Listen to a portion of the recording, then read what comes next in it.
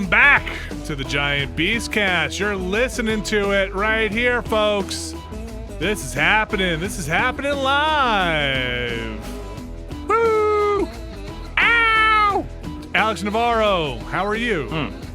Oh, I've had better days. Okay. Jeff Bacalar, how are... Yes, thank you very much. How are you, Jeff Bacalar? I just got word this podcast episode has won an award. Oh my gosh, what is it? It is the best podcast episode. Or Nintendo Switch. Wow. Thank you, Well, Jeff Bacalar. Thank you, CNET. Guys? Thank you, Jeff Bacalar. Thank you, everybody. Wow. We did it. Our work here is done. Congrats. Take it back. For people who don't know, that'll be a Gamescom reference. You want to go check that out in the post-apocalyptic future when this becomes the last podcast playing on loop, and we will be worshipped as gods. You're listening to the podcast, which is called the Giant Beastcast. It is episode 275th. Is that right? My goodness, time. Somehow. Is that right, folks? Is that right? We are doing this live. It is August 27th. It is, if you're listening to this on Friday, the 28th. We just finished talking over 2 hours of Gamescom minutes ago, and we are back here in the saddle for this here show. We'll get to the Gamescom stuff in just a minute.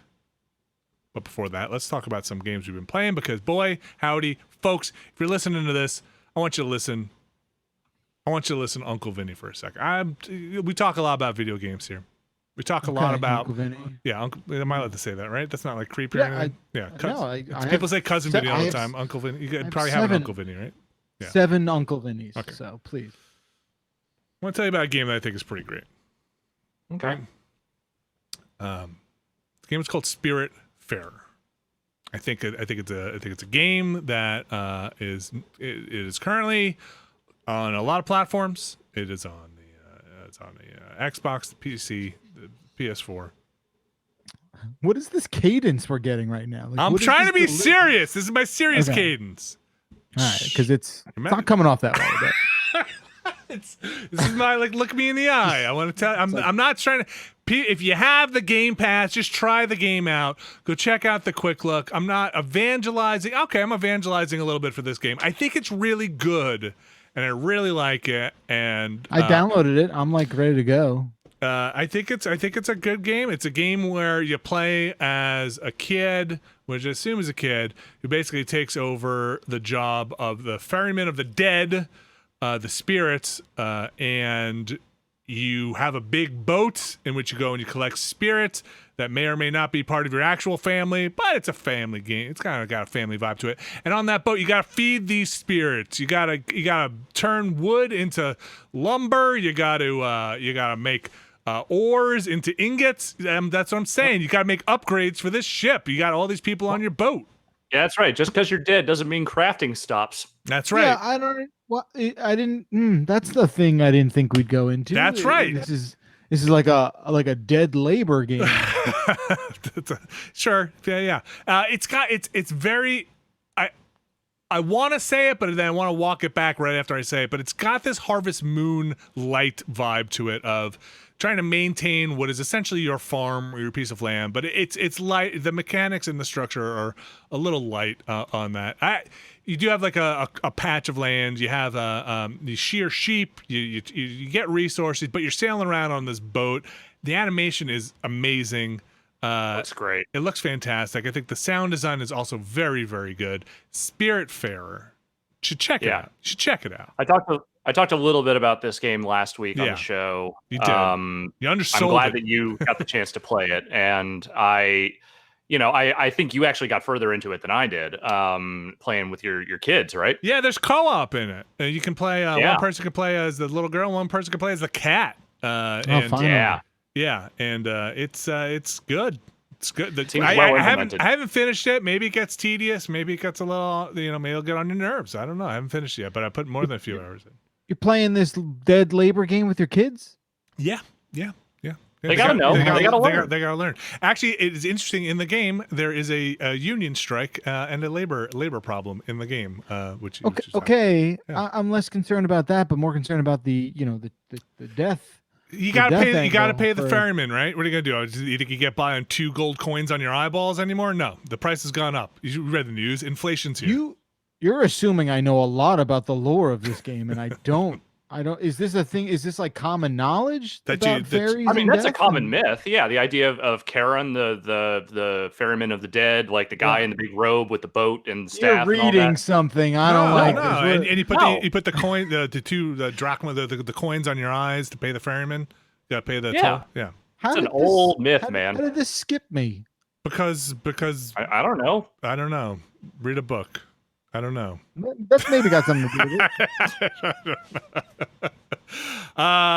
Anyway, neat game. I played a lot of it. I will say, if you're gonna play with your kids, there are some themes and there is some language in there actually, which The cat curses a lot. actually, one of the deer actually curses a Oh. lot. Yeah. So Yeah, the thing that maybe we should say is that the people you were ferrying are also like animal people Yeah. a lot. Yeah. It's sort of like basically, what if your Animal Crossing villagers died and then they had to go and hang out on a boat for a while to sort out the problems?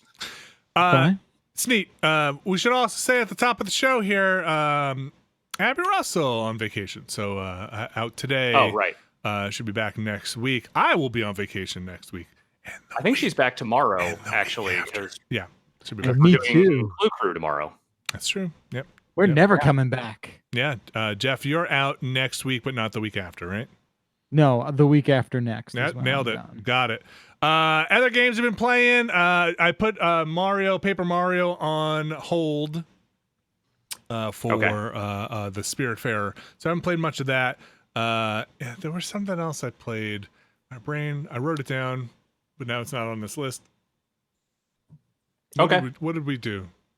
We did Madden Quick Look. It's amazing that doing this podcast 2 hours later has made all of our brains melt. It's a lot. I'm just thinking about the Gamescom stuff. Alex, what you been up to? Well, in addition to Spiritfarer, which I'm still playing and very much enjoying, I did play about a week's worth of Madden 21 over the last week. And there is a quick look up on the site. And I think the short version of what I think of it is that it is part and parcel with the way these games have been for the last few years. That is both, the things that it does well and the things that it does very much not well. I will say a couple of the things that we talked about in the quick look, I think are being addressed in a day one patch. I talked a little bit about how the Ultimate Team mode is very sluggish menu wise. It sounds like they are addressing that because, of course, they're fixing Ultimate Team before anything else. That's where the money comes from. Not an exaggeration. Not an exaggeration at all. But so it's not bad football. Like the playing of the football in that game is reasonably fun. And the couple of changes they have made here and there to things like defensive line play, I think are good. It is everything else. It is all of the other things around the edges that make the Madden experience that I think are continuing to suffer. And I'm hesitant to chalk too much of that up to the COVID development cycle because, again, this is kind of the way these games have been certainly over the last few years. I'm not saying that they did not face any challenges while making this or during COVID times, but it is just, it just feels like the same problems again. Bad commentary that's broken, visual glitches that are kind of all over the place, a bad story mode that just feels like maybe they should really stop making those for a little while until they have another story they actually want to tell. That was instead of feeling obligated to do it. That was pretty corny, man. That was a pretty corny story. Yeah, that's literally them doing the heart things before the guy reveals he has a heart condition was maybe the loudest groan I have given a video game in a good long while. People should watch that quick look. We'll have it. What do you think of, we talk about it in the quick look, so I'm gonna play a little dumb here. Playing dumb. Thank you. Yeah, say it back, Larry. Get it out of your system. Yeah, you read my mind, but okay. I'll keep quiet. The Yard. What do you think of the Yard? This is the kind of The Yard is the other new mode. Yes, it is their sort of backyard football mode, 6v6, smaller playbooks, but at the same time, it's like 3 drives each team, and that's it. That's all you get to score. And it's not bad. It's just not really what I'm looking for from Madden at all. It feels like a half step toward like, well, what if we did another NFL Street, but we don't actually want to like build a new engine and redesign the game in any way? Let's just, what if it was Madden, but in a different field?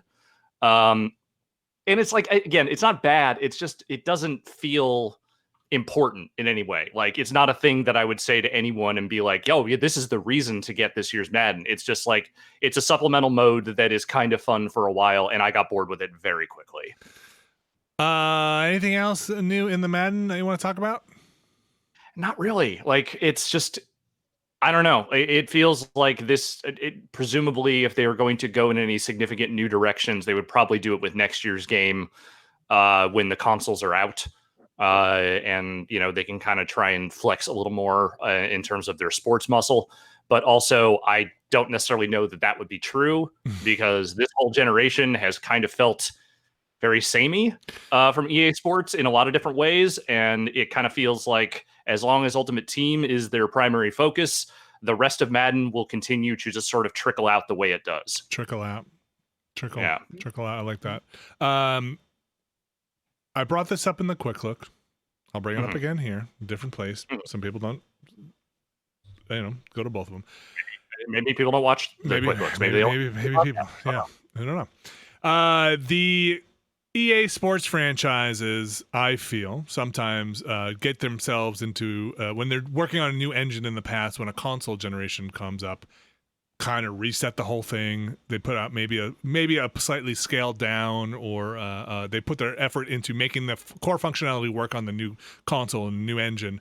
This one is a continuation, and this is of the previous generation, and this will be the first Madden as it rolls into the next generation on PS5 and Xbox Series X, with the free upgrade for folks who, I forget what the time span is, but if you have Madden on PS4 and Xbox One, you should be able to get Madden on your next console. I guess if you are going from, I don't want to get too in the weeds on this, my brain isn't firing all that well right now, but I assume if you're in the Xbox family, you'll get the free Xbox upgrade, and same with PlayStation. Anyway, presumably. What is this? What happens when we go into the next gen with this one? Do you think we just keep building off of this, or do they take that reset year at next year and kind of just say, okay, we gotta revisit this? I mean, if there was ever a time to do it, it would probably be then.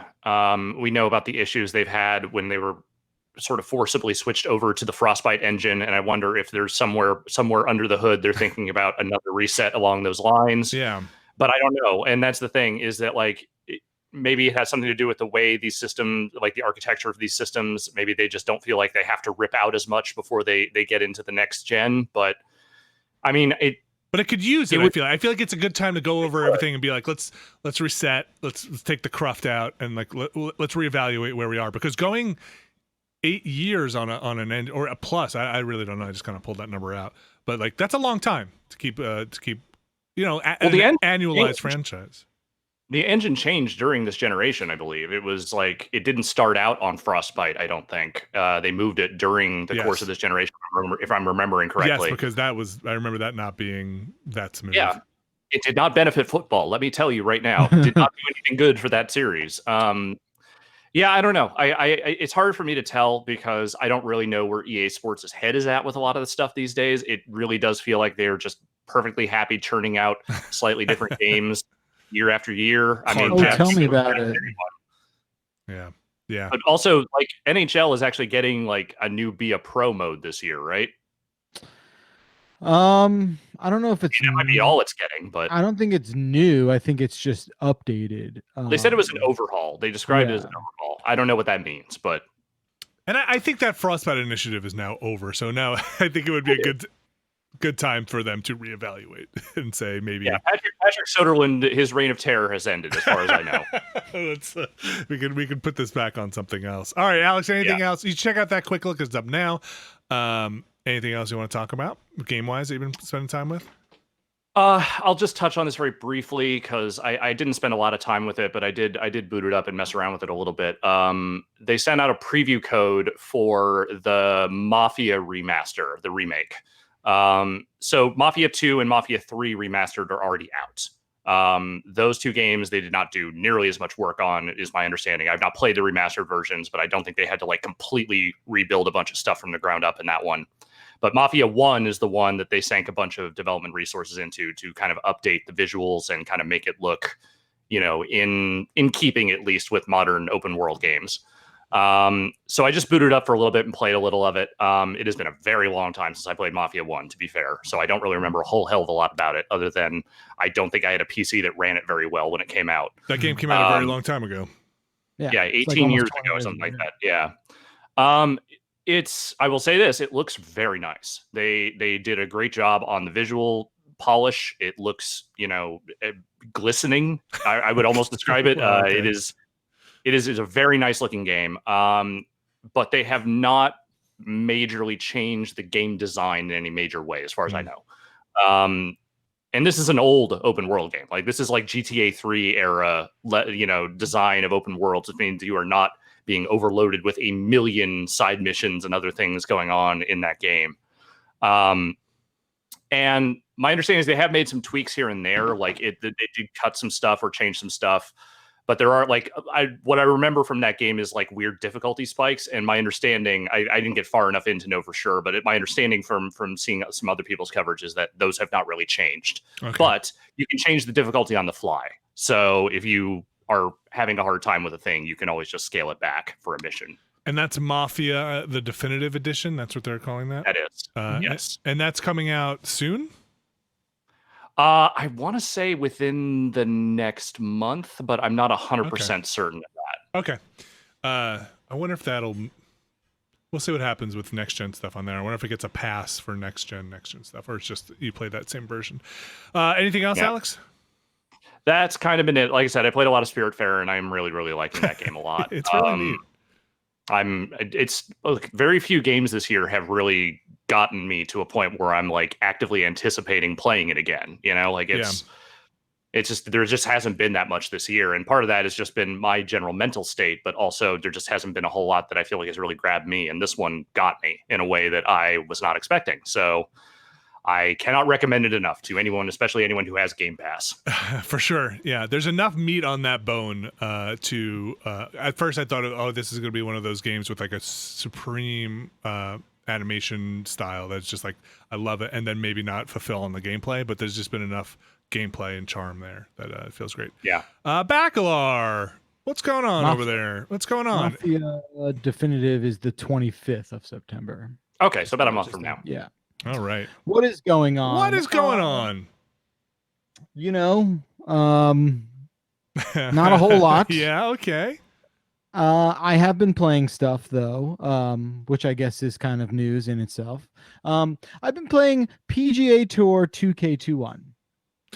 Oh, the golf one. Hey, would you do a quick look? This is a good place to ask this. Would you do a quick look of that with us? Are you asking me to be a part of Giant? No, sorry, Alex. I was talking to you. Alex, would you do a quick look of that with us? No, I'm just kidding. Yeah, totally. Maybe I just want it so bad in my little heart of hearts. Stop it! People should go how watch. How many NHL quick looks have we brought you in? Go for? watch Come the Yoshi Crafted World quick look. That was a lot of fun. Oh, that was a fun one. No, that was a terrible quick look. But I remember after we were done recording that, being like, oh, people are gonna hate this. This is just two dads being like, how do you jump in this? How do you? You're on my back. I don't know. Get off my. I don't know. What do the kids do with this one? You throw the eggs? How many eggs you need? Why is a big thing happening? Don't lump me in with you, old man. So yeah, today I'm the baby on the show. I'll have everyone know. That's true. You are the youngest here. So, Bacalar, how is the golf? Okay, he's thinking about it. That's not a good sign. So I'll say this: I played it for about 8 or 9 days now. My opinion, kind of like a pendulum, sways back and forth on this. I'll say this: like gut check, you want like a quick. Hey, how's that game? How's that game? It's fine. Okay. It's all right. It's fine. It's a golf game. So people think of Tiger Woods when they think of golf, like that franchise. And then maybe some people think of the golf club, which I don't think a lot of people do, because I just don't know how many people really played those games. And the developer that made this game has done the golf club, which also has a VR component, a VR game as well, which I found to be a little clunky and mostly not that fun. But I think there's glimmers of like a decent golf game in this one. Okay. It is very rough around the edges. It is unpolished in a way that just doesn't gel with what 2020 video game standards kind of, hold games to. I think, I basically dove right into the character creator. I wanted to make just a horrible monster, and then How'd you make out? I did okay. I did sort of like an awful clown person, but then I started my career, and you have different options of where you want to start your career. And I kind of did like, maybe the I don't know too much about, how the whole PGA Tour system works, but I did something that's basically one level under the PGA Tour.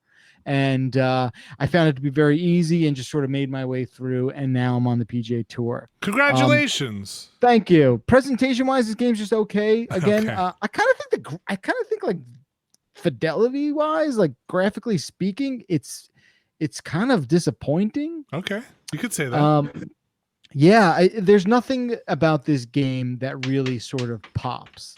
And I think it feels like a $30 kind of golf game. And it's a $60 golf game. And it's a $60 golf game. Okay. Weird, the game is constantly calling home, meaning like checking in with its server people, and it sort of like streams in, if you just want to do like stroke play. I do want to do Thank stroke. you. Yeah, I do. Thank you, Alex. Oh boy, and it's tough to like find a course that you want to play. It's tough to cycle through the courses. Right now, I don't know how many courses are in this game.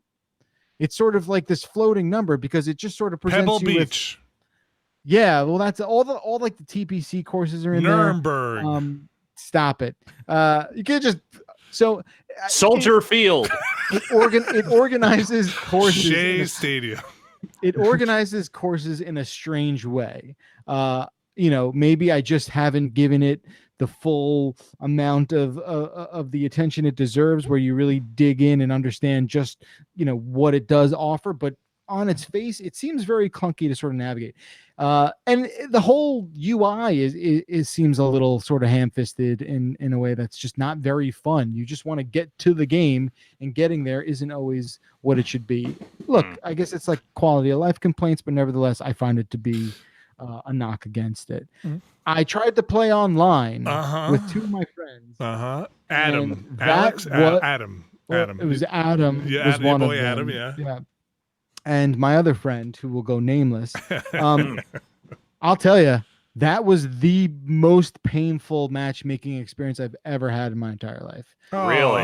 And were you the one, before you go into the actual problem, were you the one to recommend, like, hey, you guys should get this game? No, I think they were so desperate for a golf game that it was sort of, they had only heard about it like a week or two ago. And they're like, is this good? And I'm like, not really. And they're like, all right, we're getting it. All right, and, at least, all right. So tell me about what happened when you went to go multiplayer. So the game, is very strange. The game didn't realize I was connected to the internet. It kept saying, click this button to connect to the internet. And I was like, are you sure about this? Because even though it's talking to the server constantly? I that's what I don't understand. Something detaches where the game just wouldn't realize that I could initiate a match. So I had to basically manually tell the game by hitting a series of buttons that I was connected to the internet. And then that matchmaking process was just a series of like restarting the game altogether, hanging in the settings menu, not being able, like seeing my friend's PSN ID, but not their avatar loading in, and then having to reset again. Just a mess. It took probably 25 minutes to get a match done. Yikes. The first time. To just join the match. Yeah. To just get one going. How long was the actual round of golf?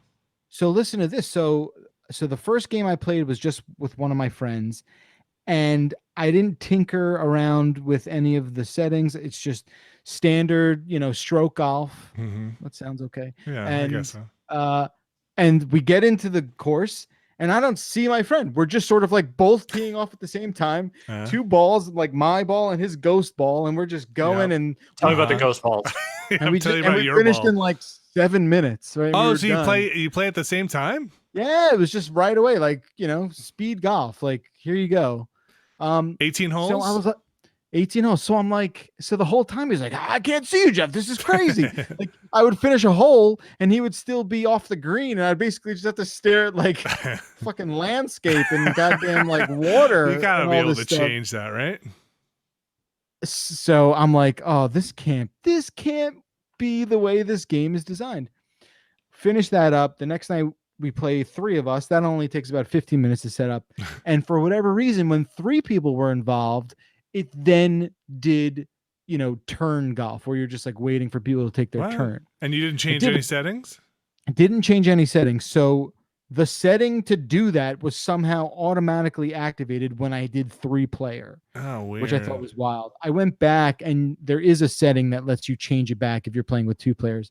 But for whatever reason, the first time I booted it up and did it, it was like this speed golf version. But as long as there is that option, I can't really complain too much. It is bizarre that it would somehow be the default setting. But so you were playing on the you were playing on the PlayStation. Yeah, on PS4. Yeah. Okay. Is this on PC as well? Unknown. There's no way to know. Okay. All right. Anything else? Look, yeah, go ahead. No, like hold on, I'll look it up for you here. It's it's on Windows, PC, through Steam, and the Switch as well. It's on Switch. Oh, cool. I wonder how that is. That's cool. Yeah, I think like moment to moment, like how's the golf in this game? It's kind of pedestrian. I think there is a bit of a steep kind of learning curve in how the club swing mechanic really penalizes you if you're even the least bit inaccurate with your downswing. But it's a capable enough golf game that I think for the most part will at the very least scratch that itch if you are someone who's just like, I just want to veg out a little bit and play some golf and not have to worry about life for a couple minutes. And I think it does that fairly well. But is it $60 worth of vegging? No. Okay. No. It's just not. And this is what's the full name of this one? PGA Golfing? PGA Tour 2K21. Yeah. Okay. PGA Tour. So yeah, that's the long and short of it. But and EA's been out of the golf game since the old Tiger Woods stuff, right? No, they did a Rory McIlroy game, but did they? I think I feel like that one was not well received. It wasn't, and I think that was more or less the end of it for them. Yeah. They got out of that golf thing, and they said, "Well, we should put those resources into hockey." And then they said, "Yep, we're all right." Yeah, no, we're doing more Ultimate Team. That's their money. Spoiler alert: they didn't. Cards. Yeah. I mean, again, I think golf did not get the resources it needed because you can't Ultimate Team golf. It's just not possible. Why not? You can't do a card-based golf game. Sure, you can. You can card-based anything. You try hard enough. Give me the one cleat per card, like one little spike on a shoe per card. You could do it.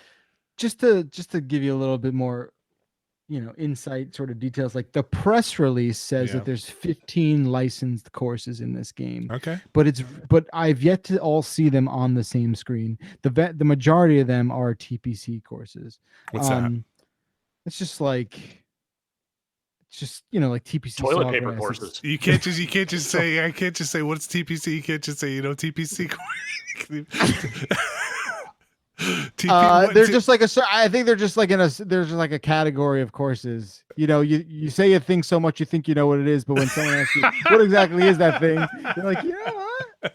I don't really know exactly just what that part is. It's town and country, town plays country. What? Okay. What's a TPC? It's a network of courses. It's a tournament players club of courses. Tournament Players Club. Got it. The TPC courses. It's a chain of public and private courses that all work together in harmony. Got it. The people's courses. The people's courses, if you will. And then there's just like a lot of golfers in there. I'm not a diehard golf enthusiast. Like I know like the big players. There's just not like there's not a huge Who's big? Who's the big player in golf? just I feel like that Spieth guy is pretty big. Hmm. And they have a couple people in the game that I've heard of, but I don't know. But ultimately that doesn't matter. Is the golf game good? Is really what matters. And it's And fine. the golf game's okay. Okay. The golf game's okay. What else? That's a lot of golf. What else? Yeah, it is a lot of golf. That's about all I can handle. I've been playing a lot more Tony Hawk, even though there's not that much to play Yeah. about demo. I But know it's still that demo, right? it's still that demo, but still it's a good demo. Man. Like I've a good broken demo. like 250K on it. Oh, nice. I'm back into the swing. My kid's starting to dig it. He's not at the point yet where he's like hand over the controls because I think he's just a little too intimidated at which the speed that my fingers are moving. I think he's just like, whoa, let's keep it to all-star Rocket League level for now. So I'm doing that, and then I did a little bit of Fall Guys. That was fun, and I did a whole lot of testing out xCloud. More testing of xCloud. Like way more in depth. I basically spent 2 full work days my friends, on xCloud, kicking the tires, going back and forth with Stadia, a thing I'm still inexplicably paying for. Wait, are you paying for it or CNET paying for it? Nah, fucking CBS. Okay. But yeah, like I will say this, if you're just doing a pound for pound comparison, and again, I want to preface what I'm about to say with, I'm not sure saying this is even like fair, right? In terms of comparing two things. Stadia does perform better. It is a better performing on its face, pound for pound. It is a better performing technology. What are our test credentials? What do we set up here? We got Android phone, latest Android phone running xCloud, and you got running what game? But what's your test game? Again, there's not, when I say 1-to-1 comparison, I'm lying. Okay. Because you can't right now, because there's not a game that exists on both platforms. Okay. And I guess that's like maybe the closest to being scientific, right? So, but you're on the Stadia. Did you try it on the same phone? Yeah. So I've been playing them both on my Note. What is this? A Note 10. Okay. Same with an Xbox controller, Bluetooth to the phone, and I'll play an FPS like Metro Exodus, and then I'll play an FPS like Halo 5. Okay. And I really thought you were going to say Halo Infinite for a second there and blow everyone's minds. And it's better on Stadia. The FPS experience for me is better on Stadia. It's even better when you play a thing that's not super bandwidth intense, I would imagine, or at least fidelity intense is like super hot. Like super hot. Playing super hot on Stadia, it's kind of great. Like, or at least it's comparable to a local experience. Yeah. Is it better than a local experience? Somehow it's faster, Vinny. I don't know how they're doing it, but somehow the latency is better. That would be weird. It just feels better, and especially when you kick it over to, I do think playing it on a phone, I think introduces some sort of unforeseen, maybe bottlenecking that playing it on your PC, or even playing it when I was doing it on the Chromecast, felt zippier than on my phone for Stadia. And again, I really need to pepper this entire conversation with the caveat that this is an impossible comparison. They're not the same thing. It's just a different thing, right? They're just different services. They, and even at their core, right? Like Stadia is this subscription thing. xCloud is essentially this like value add for all intents and purposes. So again, I think it's fair to it's interesting, at least to me, to have this. They're essentially trying to solve a similar problem in a lot of ways, not exactly, but can you play these games without having them on your local device, or can you play them on remote screens without having to play them on your TV? Right, they're similar problems, and play them effectively. So I was trying to play. So Halo 5 unplayable. Gears of War halfway in between. Okay. Not real playable. Streets of Rage 4 pretty good. Forza Horizon 4. Yeah. Okay. Again, this is all the people follow along. This is the scale. This is the rating scale. Okay. and and then Ori and the Will of the Wisps. Nah. Okay. Just Yeah. not the Okay. best. I mean, I don't think Ori plays that well off the streaming either. So Okay. Yeah, maybe it plays. I Maybe would- that I is would one that's a try- of personal thing. That's just me. Sure, I do like those games a lot. And I took like I got one of these USB-C to HDMI contraptions, and I I connected it to my television, and I was playing xCloud on my television, probably illegally. Why illegally? Not the I'm way kidding. Phil knocked on your door. Phil's like, "What the fuck are you doing?" Oh, back we there?" got one. Yeah. Presumably you will be able to do that in a month or so, right? When xCloud is a thing for realsies. And I wonder what that experience is going to be like. The way I sort of MacGyvered it, very bad. Was there any way for Very you bad. to do like a USB-C to internet adapter on your phone to just see if it's a network thing? Yeah, I'm sure. Maybe we don't have to kick over every stone. We're not doing science here. It's kind of like art. We're just doing art. Yeah, we're just doing art. I didn't do that. I mean, I didn't do it because I don't think I have the equipment. Yeah. I thought I did. I Hey, didn't. I'm not here to judge you. and no, I'm being Don't judged. feel bad about it. Yeah. Like, plus, I don't know. Like, how many people are doing that? No, that's Maybe with a tablet. only if you were like I feel like only like people who do this kind of for a living, like professionals who do this for a There we living, who go, work there for we a go, tech site, yeah. would do that kind of weird, over the top testing, not just kind of the same stuff that somebody. It's like in a beta, consumer- Vinny. I'm just kidding. I'm curious to see, like I've said 100 times, how this value add works for the xCloud stuff. I think that's its strength. See, I think I unlocked a more interesting question. Is Stadia good? I think the tech Like- for Stadia seemed okay, and when I played it in a trial I had, because I bought it, like a sucker, I bought the whole thing and had that subscription that came with it. But I think the tech for me worked. The games weren't there, and I wasn't willing to buy the games again. Right, of course. I'm with you on that. They do give you free games with your subscription every month. Some of them are okay. Some of them are like, what do I need this for? Yeah, like when I but- had it was like Destiny and Samurai Showdown. Yeah, it gets better. Alex, I've been playing Thumper over Stadia. And it fucking works, man. Like, I'm not feeling the weird, sort of desyncing, like, thing that I thought I'd be feeling with that very time sensitive rhythm game. So Yeah, that's one of the only Stadia games I've actually played, and I remember sitting there and being like, "It's not flawless, but it's pretty damn close. Like, Yeah. it feels like it's more than good enough to play." I was surprised by that, and that was through my Chromecast in the bedroom. So yeah, I guess they're evolving. These are evolving products. It's evolving tech.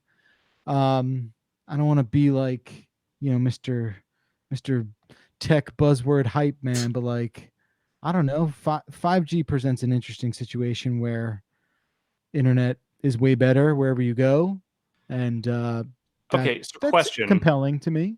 Question for you, and I promise this is not 5G conspiracy related in any way, shape, or form.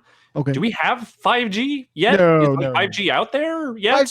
5G is out there. Okay. If you odds are you definitely don't have access to it. I mean, it's just not Well, I have an iPhone, so I definitely don't. right. A, you need the hardware. B, you need the coverage. It's just not there yet. And of course, Okay. we're in that infuriating transitional period where like you're bombarded with stuff that says you need 5G. Odds are you can't get 5G. Oh, I got it. So are they presenting a network that theoretically has 5G but is maybe not operating at the capacity that it could, and saying that's, hey, you can get 5G now, or is it just literally just future proofing? I think it. Well, what are you asking? Are you asking? I'm asking, like, is the thing they are selling as 5G now even exist, or is Yeah. it just them saying like it's a thing that's coming? Yes, if you install a 5G antenna on your ass, Okay. you will get because that's like the proximity issue with 5G is Yeah. that where you just need to be so goddamn close to A one of these tower. antennas Yeah. Mhm. that I keep telling people this, like, you are going to see these fucking things on stop signs. I'm telling you, like, the way they need to pepper the planet with it is going to be quite the thing. But I don't know. They've been able to hide 4G stuff pretty well. So sometimes not. I love those fake trees. Like I haven't seen those. Right? No, I don't think I've seen a fake tree. You have. You've seen a cell phone tower that's just got like fake ass plastic branches. No, I don't think I've seen that. No, oh, come on. No, just most of the cell phone towers I see are just like hideous messes of radios. They're so good, especially like in places where like the rest of the forest is like bereft of foliage, and there's this one gigantic evergreen like coming through the top. That's I have not seen that. 11 stories higher than all of the other trees. Oh, I do. Oh, you've seen it. They should. They've done a good job of it blending in. Then I guess, but you've seen it. They should. All those owls they have that scare away like pigeons and mice. They should replace those with just 5G antennas. Just a 5G antenna. For those fake owls that sit on top of buildings. I've seen those. Are you saying that there's like little boobos fucking guarding cell phone towers now? Is that what's happening? Yeah, you know those like fake owls they have on top of buildings all the time? Like, yeah, my dad was obsessed with fake owls because he's like, the birds are shitting all over the porch. You're gonna get a fake owl? Where are these fake owls you're talking about? Put a bunch of fake owls. Oh, they're all over. The birds are terrified of fake owls. They hate them. You think a fake owl would scare the squirrels away from my backyard? They no, don't care. Squirrels. Are you kidding? Yeah. You can't stop a squirrel. Remember our office? It was next to that park.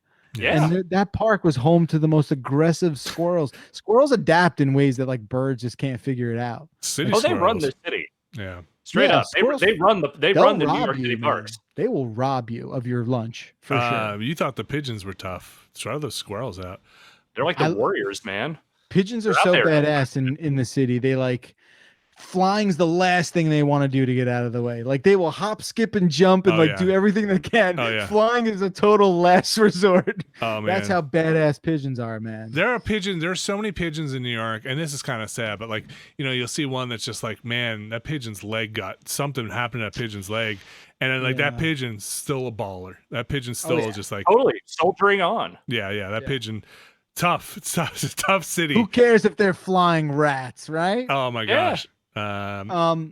But back to the whole 5G thing. Yes, coverage is the main outstanding issue. For me, like, when I think of 5G, I want 5G to take over my home internet. My ISP, like I, lamented a couple episodes ago. It's dog shit. It is dog shit internet. And I can't wait till I have an option to just put like, I don't know, like the 5G just right there thing. Put it right here, it's right there. and then that's your router and your modem, and then you're done, and you've got no more drilling into walls and it's just 5G drilling into your brain. That's all. That's the only drilling that's left. Right, just right into those. Small price to pay for bandwidth. What can I say? Just right into those dental implants. Blood leaks out of his ears. But yeah, so that was a very long way of me explaining my xCloud experience. I mean, look, like we got to stretch the show a little bit, so it's a little bit. My takeaway is mostly sort of positive, I guess, more in the sense of like the way it is positioned, right? Like if this was a standalone subscription thing, which I guess someone could do, right? Like for which part? For xCloud, like you could just buy Ultimate. Right? Like and buy the game. Right? You need to buy the games. Oh, you're saying just play the Game Pass games on it. Sorry. That's what I'm saying. Yeah. Yeah, I guess so. I don't know if that's maybe worth it, but as this add-on, it's worth it. So yeah, I think it's kind of promising. I think how about this? I think they're treating it priority-wise. I think like, it's not the top of the bullet points, right? It's not like the top, right? The way they are prioritizing it, strategically, I think kind of makes sense with how it is as a product. So I think, you make a good point. It feels like they are giving it. They're not trying to say this is going to change the world right at this point. Right. They're basically saying like this could be a cool thing if you need it. Right. Watch this space kind of thing. Yeah. xCloud. Yeah. Keep an eye on this space. Anything else, Bacalar? That's it for me. We're gonna get to some Gamescom stuff in just a little bit. That happened. That was long. That was like 2 hours. Did you watch all of it, Bacalar? I had a couple background? meetings. And I jumped in around 2:30. Yeah. Okay. Yeah, but it was mostly forgettable. Yeah. Mostly. Yeah, we'll get into it in just a second here. We're going to take a break first. I will mention before I go, I restarted my Factorio save. I'm running through the it's version 1.0, came out a week ago or a week and a half ago. That one's going to take me a little bit there. But I restarted because there's enough stuff that is new in that game that I have to kind of relearn a lot of it, and organization. That was a tough one to restart, you know. That's that one hurt. You've done a lot of work in that game. I spent a lot of time on my factory, and I gotta figure out what's the new system now. Is it the main lines with all the stuff? But I still love enjoying that game. But that Spiritfarer really taking some of the time away from playing that. If I had my choice, we're gonna take a quick break, folks. We'll be back. Cue this up. We'll be back in just a couple of minutes. Stick around. Here comes the break music.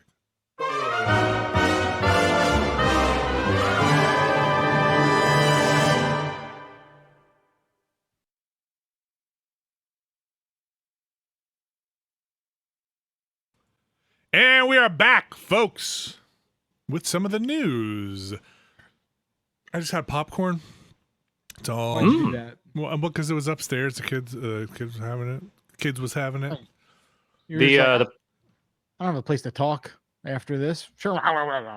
It's kind of the constant popcorn making in Spiritfarer has made me crave popcorn for the first time in a very long time, because I like popcorn, but I very rarely crave it. You know, I don't know. I go through waves of it, but I am hooked on the smart food popcorn that's designed to make you think that you're not eating a bad thing.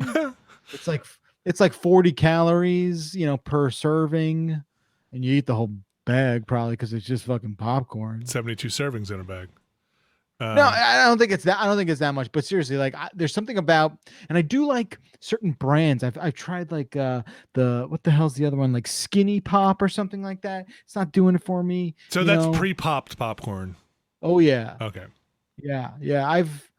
I don't believe in microwave popcorn. No, I don't have time to be popping corn in these times. Go get yourself Stir Crazy, I think it is. It's an oil popper. Just put some oil in there. Put some coconut oil in there. Put a little. I don't even like coconut. I put coconut oil in there. Stir Crazy, it's delicious. You come over my house, I'll make you some popcorn. We'll put maybe a little cheese powder on there. We'll put it on there. Cheese powder. My daughter likes the cheese powder. I'm not a fan of it. But anyway, look, the air fryer is the most exotic kitchen accessory of the lockdown for me. So that kind of changed the game. So that's all I'm running out of counter space. Jesus. Get yourself, I think it's a Stir Crazy. Counter. Get yourself a new counter. Speaking of feeling like you need stuff, it's gonna sound so fucking entitled. And I don't care because it kind of is. The other day I was like, man, I got to buy new fucking underwear. That's what I got. I got to buy new underwear. I need new underwear. Okay. People need it. New underwear. And I'm sitting there, and as I'm sitting there looking at the underwear, I'm thinking to myself, this is my train of thought. Sitting there being like, I don't know what underwear to buy. And then I'm thinking, I listen to a lot of podcasts. They do a lot of there's a lot of podcast ads I know that pitch a lot of different underwear. They do all these underwear things. And then I thought to myself, we have done that. And then I thought to myself, we're probably the only fucking podcast hosts in the world that have to buy their own goddamn underwear. That is funny. What are we doing wrong? I don't know. How much time do you have? But I did get some of that underwear that we hawked. I remember that. Was that MeUndies brand, or was it a different? Yeah, I think it was. Okay, MeUndies, I'm wearing them right now. I'm literally wearing them right now. I got a bone to pick with the MeUndies people. Okay, this is why we don't get underwear. Okay, go ahead, Jeff. Maybe I got some sort of defective pair of MeUndies underwear, but mine didn't have a fucking pee hole. I think they don't. I think they don't. Some of them just don't. I think we did this at the time. We talked about this. What is that? It's not a pee hole. I don't know what you're doing. We did this already. It's not a pee hole. If we did, I forgot. We did this. We definitely did this. No. Not okay. No, we did this as an email. About the flap being a pee hole or not? Yeah. Like you don't wiggle through that fucking pocket. That's not you're not there to. You're supposed to wiggle through the pocket. MeUndies doesn't have a pocket. What are they thinking? I really thought we got away from this stuff when Dan left. I really thought we were free of it. This is an underwear engineering discussion. It's started. It's already got built-in pocket. It's a seamless pocket. I'm not here to MeUndies. If you're listening, you need to help us out. You got to send us all at least 1,000 pairs of underwear, and we'll have to go run through this. Show them what Tommy John. Tommy John's, is that the other one I was hearing all the time? It was the first. No, that's the surgery you get when you blow out your rotator cuff. It was the first pair of underwear I ever had that didn't have that little pocket. It's the pocket, but there is extra cloth there. It's just not. Yeah, it's not. It's like a mistake. It hugs the junk. There's just no exit. There's no exit. I get it. It's not. It's never just like a hole. It's not a peephole. It's not. It's concealed. It's like it's origami-esque in nature. Yes. Where you have to move things. No, you don't need to navigate that space. Just take the extra time and just go. So then why is there a hole? It's not a hole. It's the way you make an extra pocket. You gotta. What else are they gonna do? They're gonna that's how you extra. It's not made to. You're never supposed to see the other side of that. It is a one way. It is a. And why isn't it not closed a door. off? It's a closed off. It is sealed off. That's right. It's sealed off in these constrictive hell underwears. There's no way that you're not supposed to get out. That is not true.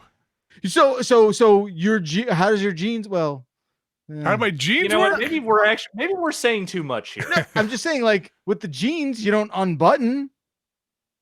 You take the belt off the pee? Well, it depends on the underwear situation. That's and scene. No, you can figure this out. But yeah, I do figure it out. MeUndies didn't figure it out. Now I know why we don't get underwear here. Look, the MeUndies underwear is very comfortable. I actually like it. Yeah, actually, the material I remember it is very, very silky smooth and frustrating at the same time. Yeah, no, look, the absence of a dick hole, I think, is a problem, but like the actual construction, I think, is totally solid. And there it is. All right. Listen, all I'm saying, I bought some underwear. I don't know what I'm gonna get. Now I have no idea what I'm gonna get. I get those Hanes briefs. The boxer briefs. Oh fuck yeah! I kind of like a long-legged brief. I like something that goes down. That's a boxer brief. I like something that covers the kneecap. I'm a modest man. I want something that goes to my ankles. No, I want a pair of underwear that looks like I am in a fucking New Metal Band circa 2001. Jean Co underwear. I like a boxer brief, but I like when there's a little length on that thigh. I don't like them riding up. It's got to be. I like them tight. Someone in the chat just told me MeUndies has adapted, and they now offer the fly hole. It comes with a knife. It's a pair of throwaway scissors. It's just attached on a little string. It's attached with a little string. We at MeUndies have heard your feedback. Yeah. We know that you love our award-winning underwear, but deep down, what everyone is missing is a dick hole. Yeah, we at MeUndies have spared no expense doing the research necessary to make sure that our award-winning underwear can provide you a dick hole. And now every day can be Groundhog Day. I bet John MeUndies is sitting there and going like, what? What the fuck? They want to put their dick through what? Be like, John. Apparently, people try to weasel their penis through some flaps to take a leak. That's not what that's for. You make this sound so much more complicated. You make it sound so much more complicated. That's not what that's for. Pull the underwear down, John. I know. Listen. I know your grandfather, Ebediah MeUndies. It's as if you got pull your underwear down. Pull your underwear down. It's got an elastic. It's got an elastic band. You got. Listen. You are You are crazy if that's the maneuvering you're doing this whole time. Besides, who doesn't sit down anyway these days? Why don't you turn the fucking underwear around? Then you never have to take your underwear off when you take a shit either. Just worry. That's a different thing. She's That's working through, baby. You can do it. We're gonna get to the. Speaking of messes, we're gonna get. No, it was fine. The Gamescom was 2 hours long. I think Jeff Keighley did an admirable job of standing there in his real set with talking virtually to people. I imagine not looking at them, looking at a wall as he talked. But I don't think there was that much new to be shown there. There was some stuff. Boy, what stood out? They did a big thing. I'll start with the stuff that just stood out. We're not going to go through the whole thing. They did a big thing at the end with some gameplay from the Ratchet and Clank that's coming up. I thought that looked really, really awesome. I did too. Unfortunately, with the one we were watching was stuttering a bit on Twitch, so it kind of took a little bit away from it. Not the game's fault at all, obviously, but I also don't think I got much more than I did from that initial reveal from the PlayStation 5. Yeah, it was just like a stretched out version of what they initially showed. It was a little meatier, but didn't we have a conversation? Was this with you guys? I don't know. How many other podcasts do you do? That's a good point. Where we were like, "Oh, is that Rift thing like smoke and mirrors, or is is that like the thing?" And it seems like it's kind of the thing, right? Like there is something going on where like you go through the portal, they show another thing for a second, and then you're sort of transported. Yeah, you're in the like in between space between spaces, and I mean it's. If this is their version of walking through the crack in the wall to load up the next thing, I think that is still pretty good because that shit is still very snappy in a way that like current loads are not. And who knows, maybe they are able to do it seamlessly, but it like broke people's brains somehow in testing, and they needed that buffer. That's the story I'm going with. An entire QA department driven to madness by the lack of load time. That's it. I think I've mentioned this a couple of times, but it's one of my favorite sci-fi things. I think it's Hyperion, where they had this instant transmission between worlds. It's a sci-fi book, and they had this instant. But people wouldn't. Well, books don't have load time. people who use this instant transmission thing got freaked out and their brains kind of broke, or they couldn't believe it, so they had to add this tingle when you went through it that made it feel like you were doing something. Otherwise, I like that. Yeah, it was an interesting. It's one of those little. That's a fun detail. It's a little fun detail. Anyway, the show, it reminded me of that. We're talking Ratchet and Clank Gamescom. So there was the Ratchet and Clank stuff at the very, very end. There was like a Fall Guys season 2. Stuff that they took up roughly 1/3 of the 2 hours, just hyping up the season 2 of Fall Guys. There was what else? So I'm just trying to think of what was new. Like they showed, was it that Unknown 9, a teaser for that, which I guess is a narrative-driven game of some kind, but it was a very, very light teaser for that thing. How about that 12 minutes cast debut? I was into that. Yes. That's a good cast. Like James McAvoy, Daisy Ridley, and Willem Dafoe is a trio to be sure. Yeah, that's pretty cool. I will say what's interesting is I've seen that build, and I remember there were actors there, and I wonder if those actors were always intended to be temporary actors, or if some people just got their credits erased. Who's the person that sat Willem Dafoe down and was like, "You're gonna do another video game"? Wait, what? No, we're done with that. That one part. I did that David Cage game. I'm never doing that again. 18 years I spent on that game. You told me to do that Spider-Man thing. Then he told me to do the video game. Now what? I was in Platoon. God damn it. I'm happy to see him in that game. I think that I'm excited for that game. I think it showed. Yeah. If folks are listening to this and haven't seen it, you go back ages ago and go find. I don't even know if it's an unfinished. I'm not sure. It might have been before we did a thing called Unfinished. That was pre-unfinished, I think. Yeah, it might have just been a preview of that game, and you can kind of see what it's about.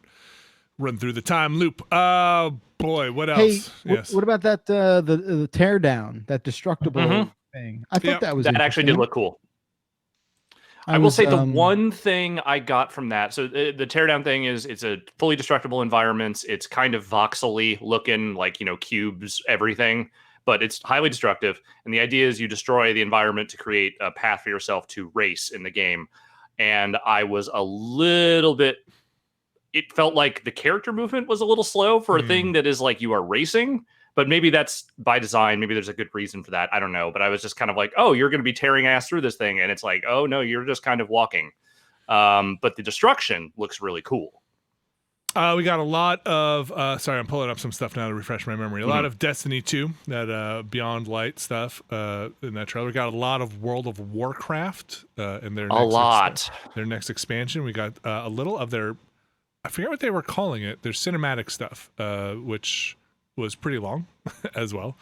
We got some Star Wars. We got the Lego Star Wars in their fully encompassing, at least for now, episodes 1 through 9, Lego Star Wars Adventure, which seems Lego Star Wars-y, which I don't dislike.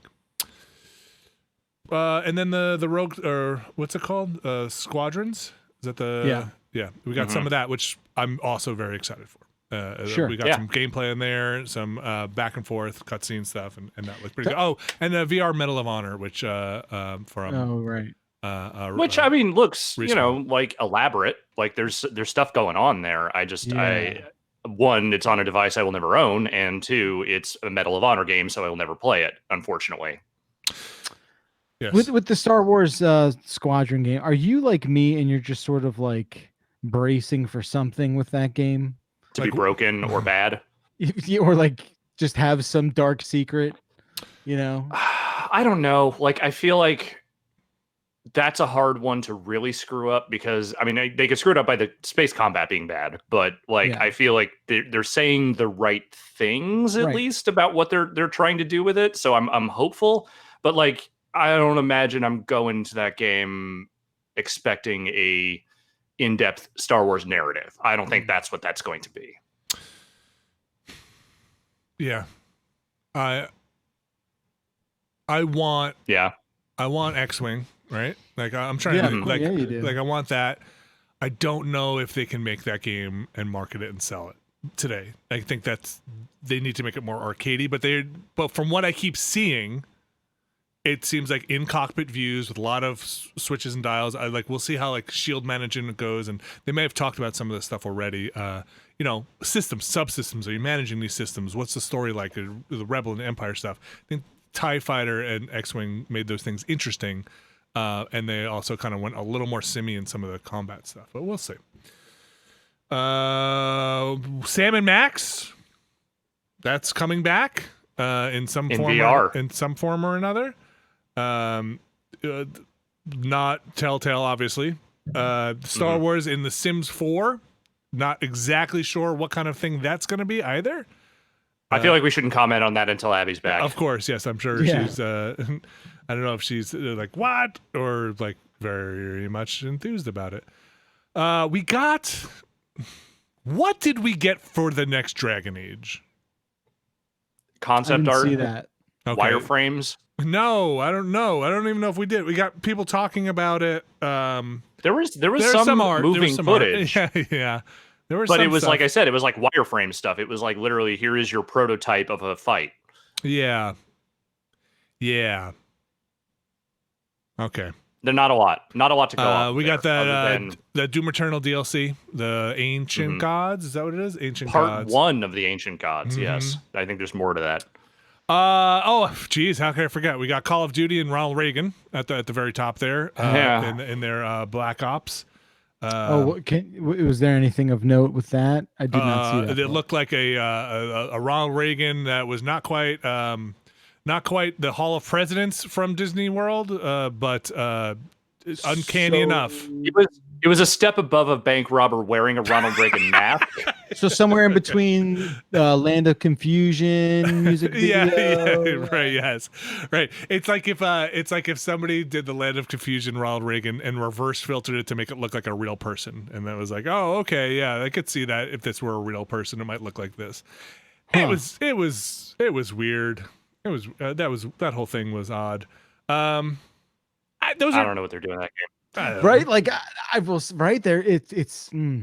I don't know. I mean, I am not a big Call of Duty head. I'm especially not a Black Ops person. I've never really been into those games, but I also get the impression that, like, while this may be an escalation of the way they have told their narratives in those games, this is in keeping with the storytelling they have done in those Black Ops games. Like, it is that kind of shit.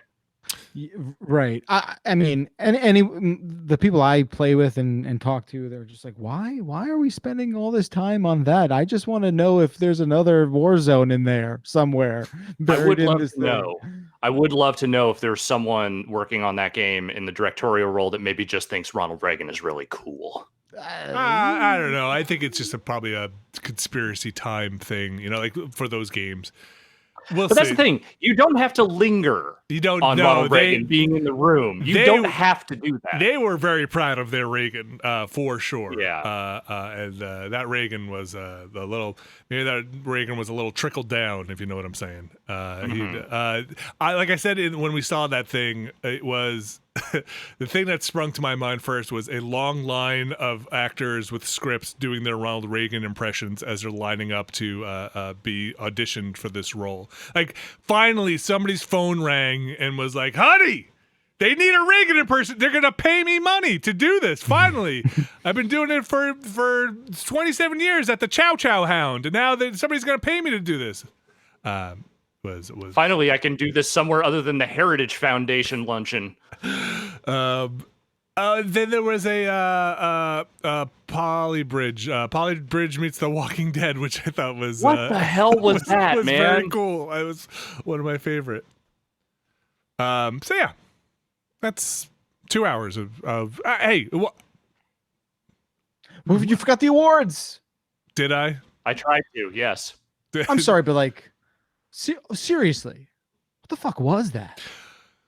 So what the fuck was that? Interspersed, which I don't think I was prepared for, but interspersed between some chunks of time, it was IGN presenting them, right? IGN presenting what seemed like awards from the show, but they didn't really awards. Yeah, but it didn't really go into context. So every once in a while, IGN would cut in and be like, now the best PlayStation game.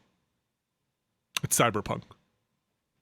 Yeah. I mean, a game that was not anywhere in that presentation whatsoever. And then we come back and was there any context whatsoever? Because it was show awards. Like, it was the show awards they do every year. It's just that they decided for whatever bizarre reason that they were going to intersperse them in this presentation. I don't know why. I don't know what deal was struck there where that made any sense.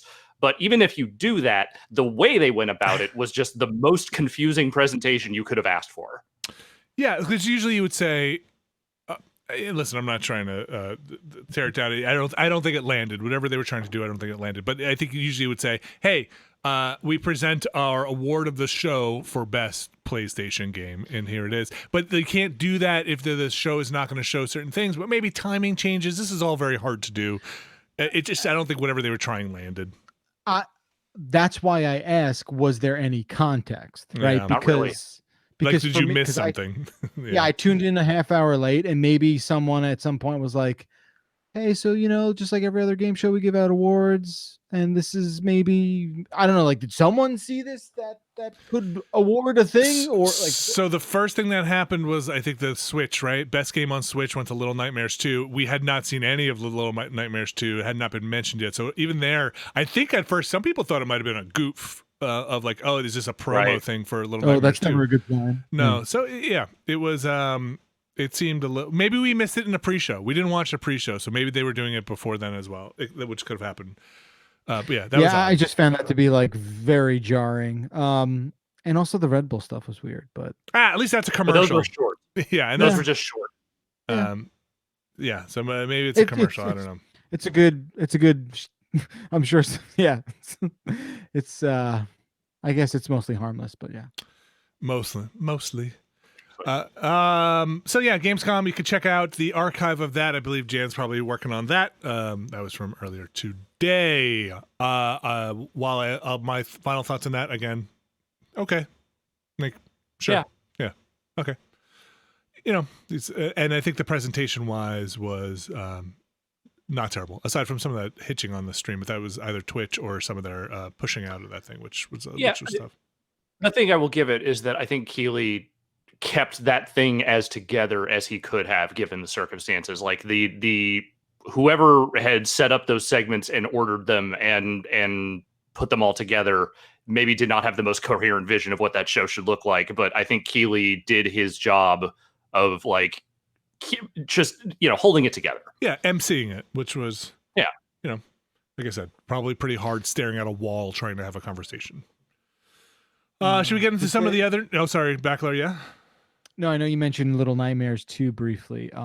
I really do like that first one, so I am. Yeah, it's not bad. Kind of psyched for that. I love the visuals of that first game. I didn't necessarily love playing it a lot, but it was fun to look at.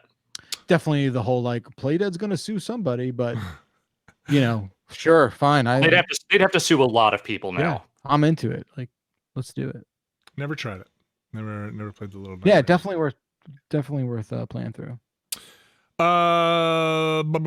Okay, Alex. Oh man, this one confusing. Okay, if this is the level of where we're at, I'll say the Gamescom thing was a perfect presentation. Because what is this Sony? Why is Sony offering? Did I not say this? Did I not goof around and say? Sony's best strategy is to try and make a false scarcity and drive people bananas to try and get pre-orders on their stuff and then sell out and then have them soak up the inventory. What is going on here? This is, I think, to my mind, emblematic of the total unwillingness of either of these companies to actually shit and get off the pot. So. Right. There's a pre-order page up on PlayStation.com where a limited quantity of PS5 consoles are available for pre-order. Now, you sign up for this, and there's no guarantee you will get the pre-order. That is not this is the most draconian part of this. There is a selection process for who gets to be in this pre-order batch.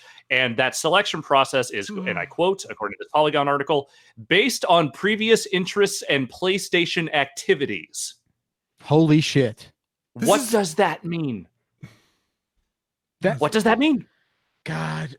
What are my activities? At first, I thought this was like them sort of reading the room, taking the temperature, being like, is there legit like should we just punt?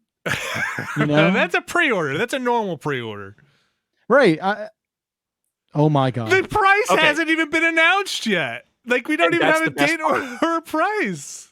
There's no price attached to this. If you sign up for this thing, you don't know how much you're potentially spending for this pre-order. Well, you don't have to buy it, but yes, you're right. I'm not gonna lose my pre-order spot, my sacred pre-order. I have signed up for a chance to maybe be considered to buy a possible inexplicable unknown price PlayStation 5. I gotta get digital or standard. I don't know. I gotta get in there. I'm just leaving God of War running all day now just to make sure they know. Just to make sure they know. People just trying to get like 100% trophies on everything. I gotta get it. What is going on? In an imagined universe where you sign up for this and they actually determine that your PlayStation activities are compliant and therefore you can actually get one, you are limited to the following: 1 PS5 console, regular console or digital edition, 2 wireless controllers, 2 DualSense charging stations. Makes sense. 2 Pulse 3D wireless headsets, 2 media remotes, and 2 HD cameras. Why the fuck would you want that? Is there something we don't know? Why do you need? Because you want to get one for your friend that didn't get the lottery. Why do you need 2 HD cameras when you can only get 1 console? What is going on? I don't. In a normal universe where everything isn't broken, none of this would happen. There would be pre-order numbers out there. Prices would have been announced. Everything would just be continuing on. We live in hell world now, so of course this is what we're doing now. This is how this goes. So have they said anything about 2 cameras being for VR or anything like that? Like have they towers or anything? And okay, not that I'm aware of at all. Okay. I feel like this theme is going to come up once a week for eternity because we are in the time loop world now, and I don't understand how everyone is we're just hurtling towards this unknown. I desperately believe that both these companies should just delay these consoles to next year. They won't. I know they won't. It's not going to happen. But there is nothing compelling about what they are selling right now as a value for right now. It just doesn't exist. So that's why I said, because I'm with you, and there's been, you know, some sort of, you know, op-eds going up about that like, oh, they should, there was one on Kotaku I read, like they should just punt, like both of them. Both of them. I just do you think that is impossible? I think it's impossible. At this point, they're past the point of no return. Yeah, they have too many units that have already rolled off, you know, factory lines at this point. They have already determined what their pre-sell through is going to be with retailers, I'm sure, at this point, because if they haven't, Jesus fucking Christ, like there's too much already in motion for them to actually do this. But the reality of what they are going to end up selling for these things, I think, is going to, if anything, I think it's going to hurt the reputation of these things, regardless of how good the actual hardware and platforms are, because they're just going to come out, and I just don't think they're going to make any kind of early dent in any kind of sales. Like, some of them will sell, but like the economy we are looking at in November does not instill me with confidence that people are going to run out and buy these things. So let's assume this is on the level, right? Let's assume this is not creating scarcity or throttling a supply chain that doesn't need to be throttled. This thing is, you put in this bid to buy directly from Sony's website based on some criteria you don't know about, based on a price you don't know, or release you don't know, and also you are not guaranteed to get a console even if you get this invitation to pre-order. They're not saying like we'll hold a spot for you. They're just basically saying get in this thing, we'll sort it out, we might select you for this thing with an opportunity to maybe get in on this. That's why it feels like it's a gauging. Well, there's a couple of ways to read this. Like, there's a couple of ways to read this. One is, maybe it's engaging. One is, man, they just have 8 consoles by November 20th? Whatever. Like, is the supply chain that scarce? No, my understanding, from what little I've heard behind the scenes, which is admittedly not very much, but what I have heard is that, like, while there have been supply chain issues due to COVID and everything else going on, neither of these companies are reacting in a way that makes it sound like they are going to have a hard time getting consoles for whatever their target release date is, which I assume is November for both. Okay. Like, maybe not a huge volume of them, but they will certainly have enough to sell to send through to retailers. Well, I guess it's to meet what demand, right? Like what they expect. And that's why I think this is engaging, because I think they are trying to figure out what that demand is actually going to be, which is a fair question, because I don't know. I don't think it's going to be very high, but I genuinely don't know. And I don't think anyone can know until we're getting close to November, honestly. All that reporting that was done in the beginning of the summer where they were like revising, I think I remember reading something that said like Sony doubled down on like, this shit's coming out this year. Yeah, they did. The same with Microsoft. Yeah. It's wild. I think just too many wheels were in motion when all this shit popped off, and there wasn't a way for them to easily pivot. Like they didn't know how long this was going to drag on for. They didn't realize they were going to be in a position where literally all their launch games were going to get delayed, and they were just too far along, because you have to make those manufacturing plans a while before that stuff comes out. And even if they were having, supply chain issues, I never heard anything about those supply chain issues being so bad that they weren't going to be able to get consoles made. Do you imagine a world where let's just say for PS4, say they hit PS4 numbers, and the market's grown since the PS4 launch. It grows every year.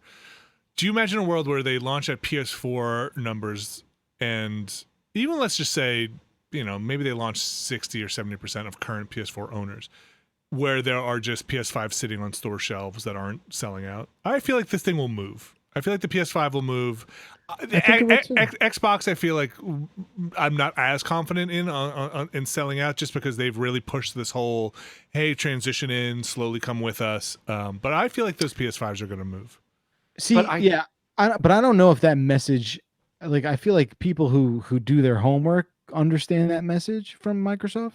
I don't know if that message is as widely absorbed in the way that we've digested it. And I'll say again, it's not that I don't think the consoles can move come holiday. It's just there's too much we don't know. We don't know what the price is going to be. We don't know what the state of all of this is going to be by then. And it's just there's so many factors that could fuck all this up for them. But I really wonder if even if that thing comes in at $600, even if that thing comes in at $600, I bet there are going to be folks who are anticipating those things selling out from all their local stores just because of the way things are moving, and just trying to scalp them on a secondary market, just trying to resell them. They'll buy up 15 of them at a time because they've got a bunch of extra capital laying around, and they'll try and resell them on eBay for $800, $900. Because and I'm telling you right now, that's going to go bad for them. I bet people pay. I don't think they will. You I don't think this. Okay. Yeah, Never in history has there been a time to me where the idea of paying a premium for one of those consoles seems less necessary. There's no reason to do it.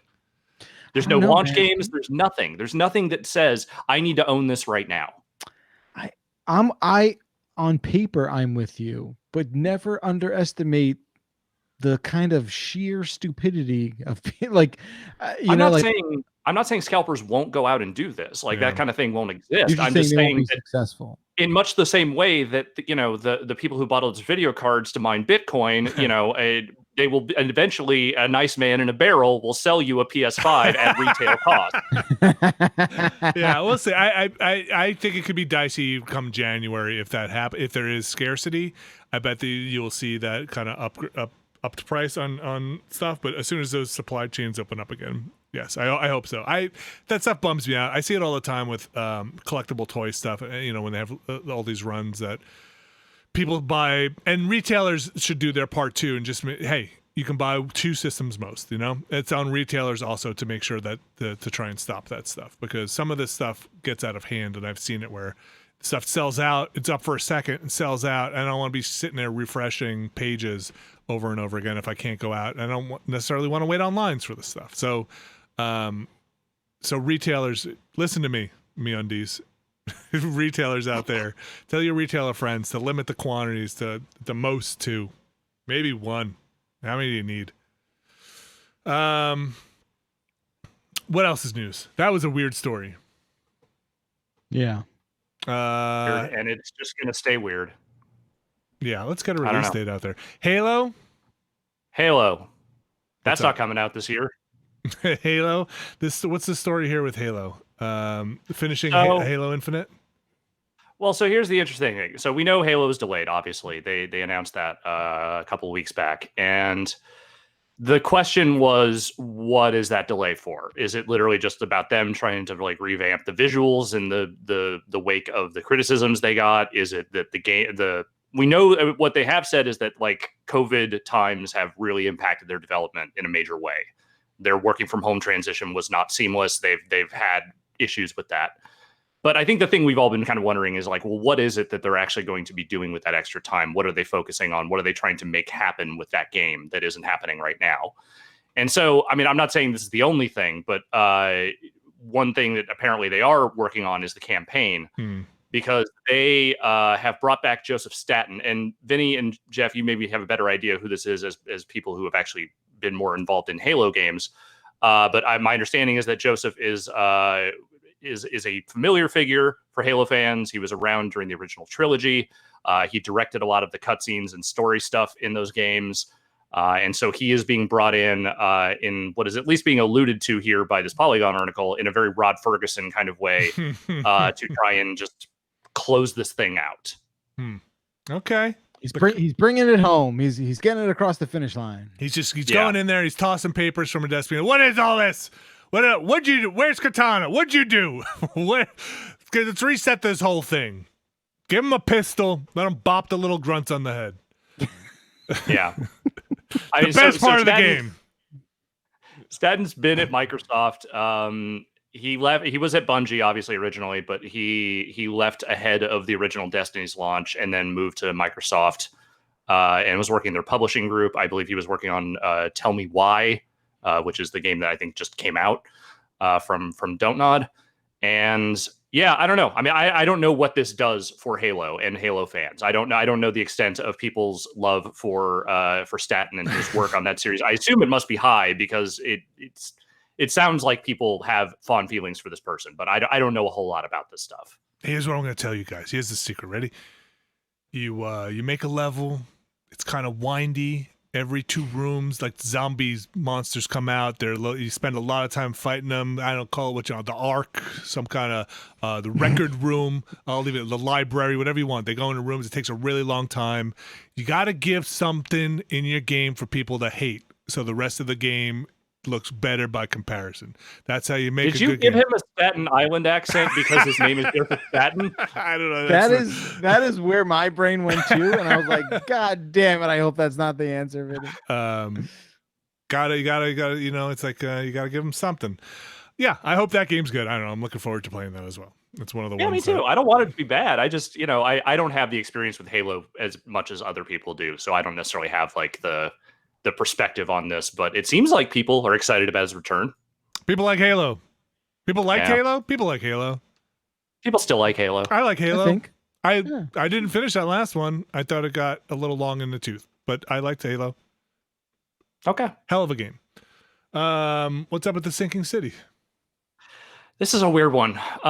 So Sinking City came out last year. It's from Frogwares, the developer behind a bunch of those Sherlock games. It was a Lovecraftian story that tried to very directly tackle some of the more racist aspects of Lovecraftian storytelling. To put it in the terms of a friend of the site, Bakun, it's like they tried to handle it while wearing boxing gloves. It's a little clunky. It's a little ham-fisted. But it was an interesting breakout from doing those Sherlock games. That said, that game has now been pulled from just about every storefront that is not Frogware's site, and I believe the Switch eShop. Everywhere else, it's gone. And the reason for this being that they are in a major fight right now with that game's publisher, which was originally Big Ben Interactive, but Big Ben merged with another company called Nacon, Nacon, which I'd never heard of them. And it's a bad scene, it sounds like. According to, at least from what Frogwares is saying, they are roughly €1 million behind on various agreed payments for that game. And the current situation is just completely untenable for them. So, like, I think Nacon is like trying to assert that they are actually the developer of this game. Like, they are trying to legally determine that they make themselves the rights holders for all things, which I believe is not what their contract stipulates. And it just sounds like a giant mess, like to the point where they've pulled it off of actual store shelves and it is not available on most digital marketplaces right now. Now, granted, The Sinking City is not a game that I would rush to recommend to anyone for the most part, but it is just wild to see this play out like this. Like you don't see a lot of instances where roughly a year after a game comes out, it just gets pulled from everything because their publisher and the developer just are constantly fighting. That's wild. It's still available from their site? Excuse me, from Frogwares? Yes, they are still selling it from the Frogwares site, and I guess whatever deal they signed with Nintendo, either they couldn't pull it or that Frogwares is directly dealing with them as opposed to the publisher. I don't know. I don't know what's going on there, but it is still apparently available on the eShop. That's wild. Yeah, that's a lot of money. Yeah, Daltamon in the chat made a good point. The reason they specifically pulled it is because the funds for the game essentially are in question. Like, where is that money going? Who deserves the rights to that money? So I think until that stuff is settled, like it's just not reasonable for that to remain for sale. I hope that gets sorted. That stinks. Yeah. Making games is hard enough. And Flight Simulator, Microsoft's Flight Simulator. Yeah, you've been playing more of that? I do. It's one of those things you can probably relate to this, and then kind of the trucking vein, where sometimes I'll just sit down and do a flight. If anybody knows the region, I will do a flight from Newark to Kennedy Airport over on Long Island and just kind of run that flight. It's only, it's like 15-20 minute flight in a little Cessna. And I don't know, just kind of chill, man. It's like a chill. I like starting the plane up. I start parked and I end parked and turn the lights off at night and go. I will not lie to anybody here because I will never lie to. I will never lie to you. I absolutely looked at one of those like that Logitech piecemeal cockpit, full on. How much is that? All in for all the pieces. All in. Yeah. Push them all in. How much? It's probably a lot. I didn't No, know. I didn't know all that. And the pedals were very expensive. I'm going to say thousands of dollars. Thousands? Thousands. I will say thousands. Plural. I will say thousands of Damn. dollars. I would say thousands. Well, when you spend those thousands, I would say thousands. Yeah. Of dollars. When you spend those thousands of dollars, Vinny, maybe something you might enjoy doing is flying a plane directly into a hurricane. The eye of the hurricane? Any part of it, really. So this is a weird one, but also kind of fitting given the way this year is going. So that game generates real-time weather data based on, I think there's an outside third-party app that they are using that is using like worldwide satellite weather data to generate in-game weather in Flight Simulator. That's cool. And it's not like real-time picture, like that cloud is exactly what that cloud looks like, but it is generating a version of that weather that feels, at least from the stuff I've seen, pretty realistic. So naturally, there was a giant hurricane that just, unfortunately ran roughshod over parts of Louisiana and Texas. That's true. I hope if everybody's listening to that, and boy, that looks real bad. Sorry to hear that. I hope everybody's okay. Yeah, and I want to say I'm not saying this is like a way of making light of that. It's it's just inevitably this is the way these kinds of games go when you provide this kind of real-time data. So before the hurricane hit, a whole bunch of people decided to fly their planes directly into the hurricane to see what that looked like in the game. And it is, if you want to see some real wild video game photography, you should go look up some of that stuff because, like I said, it doesn't look necessarily like it would in real life, but it is very realistic and very intense looking weather. It's crazy. Do you know if I haven't seen this? Do you know if it affects? Did they actually model the wind and everything? Like, does your plane just get sheared off and? So that I don't know like what the level of destruction considering the number of people who are flying Cessnas into that shit I have to imagine that it is not necessarily giving you realistic wind shear. Okay. But nonetheless, it is one of the many fascinating little wrinkles to that game. And I from what I understand, also given the wildfires in California, a lot of the smoke that has been traveling across the country is potentially being rendered in that game as cloud cover as you fly. It's crazy. Not the way I don't know. It's weird. It's a weird thing. Like, is that better or worse though than just immediately flying a plane to like Jeffrey Epstein's island, which is what apparently a whole bunch of people did literally the first day that game came out. I mean, this doesn't sound malicious at all. It's very sad because there's human tragedy attached to it. Do you remember that fucking Facebook thing where it was like Zuckerberg was like, and now you can virtually visit like hurricane zones, and he was just like standing there looking around in his virtual world of destruction from hurricanes. They're like, wow, that's amazing, Mark. Yeah, you could really feel it. And it's like, fuck you. Like, he said that? Yeah. No, it's something, I'm paraphrasing, but it was like something like that. That sucked. I do think on its face, it is kind of like a fascinating thing, right? I think you can like take that in and not, and sort of like find an interesting angle with that. I mean, that the fact that I mean there are games who have like rendered real-time world sort of like weather, right? This isn't the first game to do that, but the scale that they're working on here. But the scale being Earth and in a one-to-one capacity is my understanding is that they've broken the weather stuff out into 100 square mile chunks, so like whatever the weather is in those chunks is relatively accurate. I mean, it's obviously not one-to-one, but like with 100 square miles in the context of that game is actually pretty small, like granular. So I don't know. It's just I'm going to continue. I'm kind of curious about it. Like would I take the plane and go fly over it? But yeah, there's listen, a lot of people are hurting from that stuff, so it's just weird. Oh, definitely. Which it's all weird. ongoing. Everything's weird. Everything is weird. Like, right at some point, you will not be able to fly over anything without having pangs of like, I don't know. I don't know. I don't know about anything. I think this flight sim game is very good. I know it for what it is in terms of being a place where one can spend a lot of money for a lot of these planes and third-party stuff. But I think what they have there is something real neat. And I hope they can optimize it and get it running real well for other PCs that aren't, my PC chugs and it's pretty good.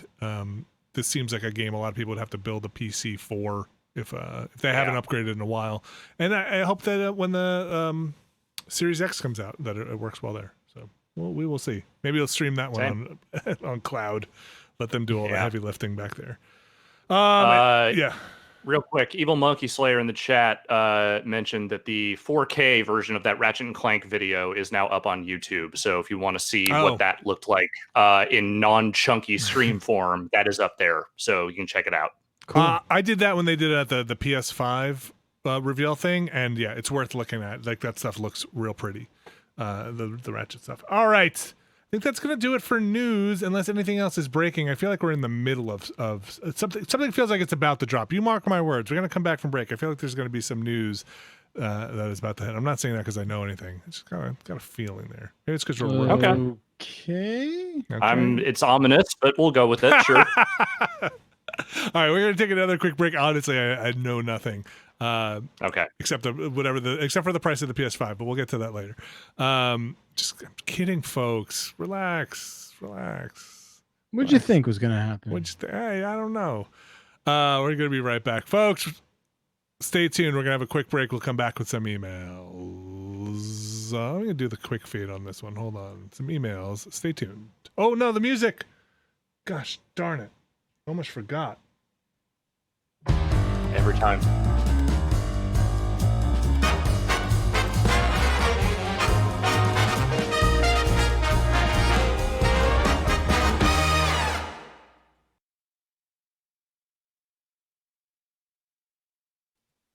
And we are back.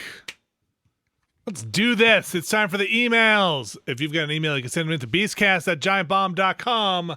That is beastcast@giantbomb.com. I'm sitting on my headphone cord in a way that every time I move my body, pulls my headphone off my ear. I can't have that. Don't like that. This first email, I said, why not? Let's just do this email. Why not? Baclar, you want to take this one from Jake?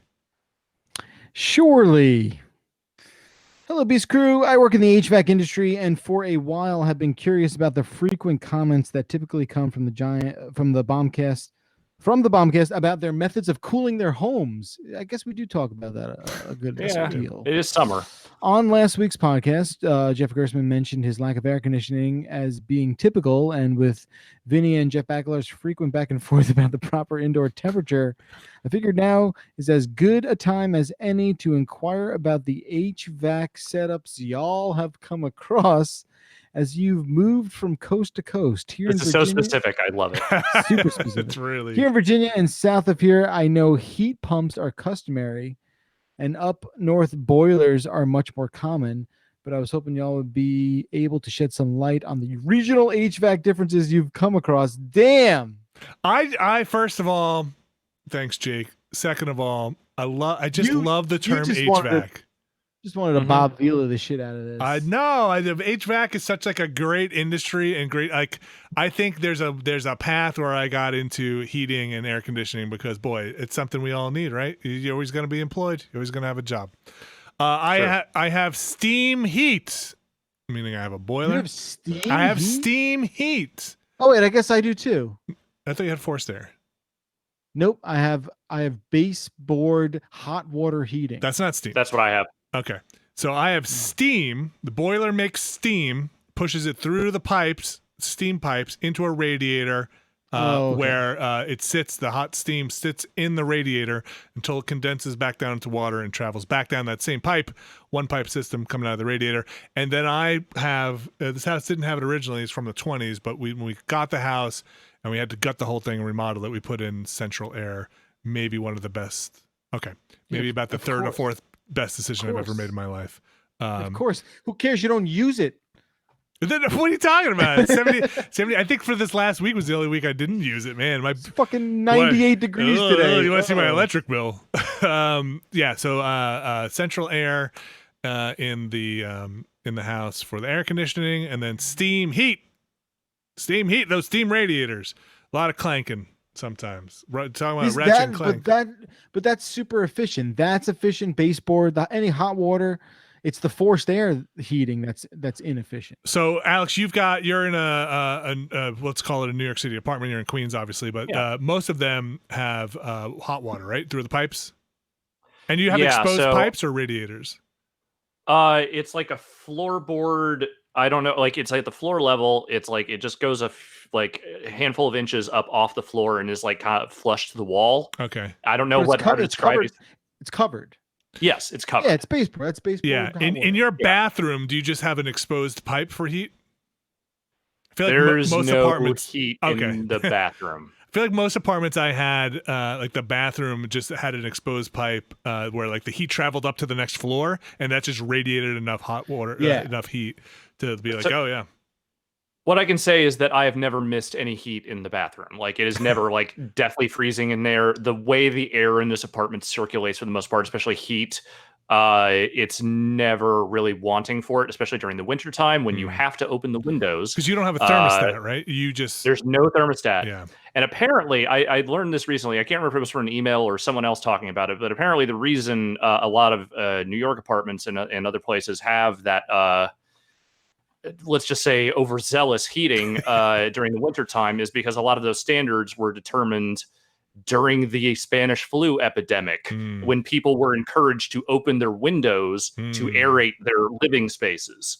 Yeah. So apparently none of that has been updated since like 1918. Nonetheless, heating in this apartment is no problem. Cooling is the bigger issue. Now we have two wall-mounted air conditioning units in this apartment, one in the bedroom, one on the other end in the living room. And those rooms are fine. Like they're totally like once the AC is on, you don't have to blast it super cold for it to get cold in there. It stays normal. It's this room, the one that I've chosen to occupy for the majority of your day. Yeah, for the majority of my day, where there is no circulation, there's no air, there's no anything. It is just stifling and two computers running and consoles and other things all generating heat and a closed door while I'm working, so I don't disturb my girlfriend while she's doing her job. I would not go as far as to say it's the worst, but it's not great. But you have a window there. Get an in-window unit. Oh. Those things are a pain in the ass, and there's not a lot of space in this room for me to put the unit. Also, it is a sideways sliding window, not an up sliding window, so that makes it more difficult. Yeah, like I think the only thing you could do would get one of those floor units that vents out the window, but then I had one in my apartment in Hoboken. That was pretty kick-ass. Yeah, but it probably make noise while you're doing anything, I assume. You have to turn it off probably during recording. Yeah. Yeah. I will say that Jeff Gerstmann's statements about there being really no air conditioning for the most part in Northern California homes is 100% accurate. I can count the number of houses I went to as a child that had central air on probably a hand and a half. There just aren't. It's just not done because the climate up there is such that, yes, it gets hot there during the summer, but it's a different kind of heat. And especially in San Francisco, it doesn't last that long. It's usually the surrounding Bay Area as opposed to San Francisco itself, which is microclimate. But in general, the West Coast just does not seem to have a preponderance of air conditioning outside of commercial zones. I would say even the places I rented or lived in for heat were minimal. Like it would be like maybe one electric heater thing mounted in a wall that would just like heat up like coils on a toaster. And we never turned it on. I mean, it's at least in San Francisco itself, it's pretty climate controlled. Like the swings are not that great in the city itself. As you go out east, into the East Bay, it heats up. Oh, it gets hot, but it's not as humid. Yeah, it's been wildly humid out here. It's been really. It's not great today. I looked at a thing. This seemed impossible, but Jeff, I've used your Weather Underground a suggestion quite a bit as a place to check my weather, and it said it's 97 outside, feels like 135. That's a typo.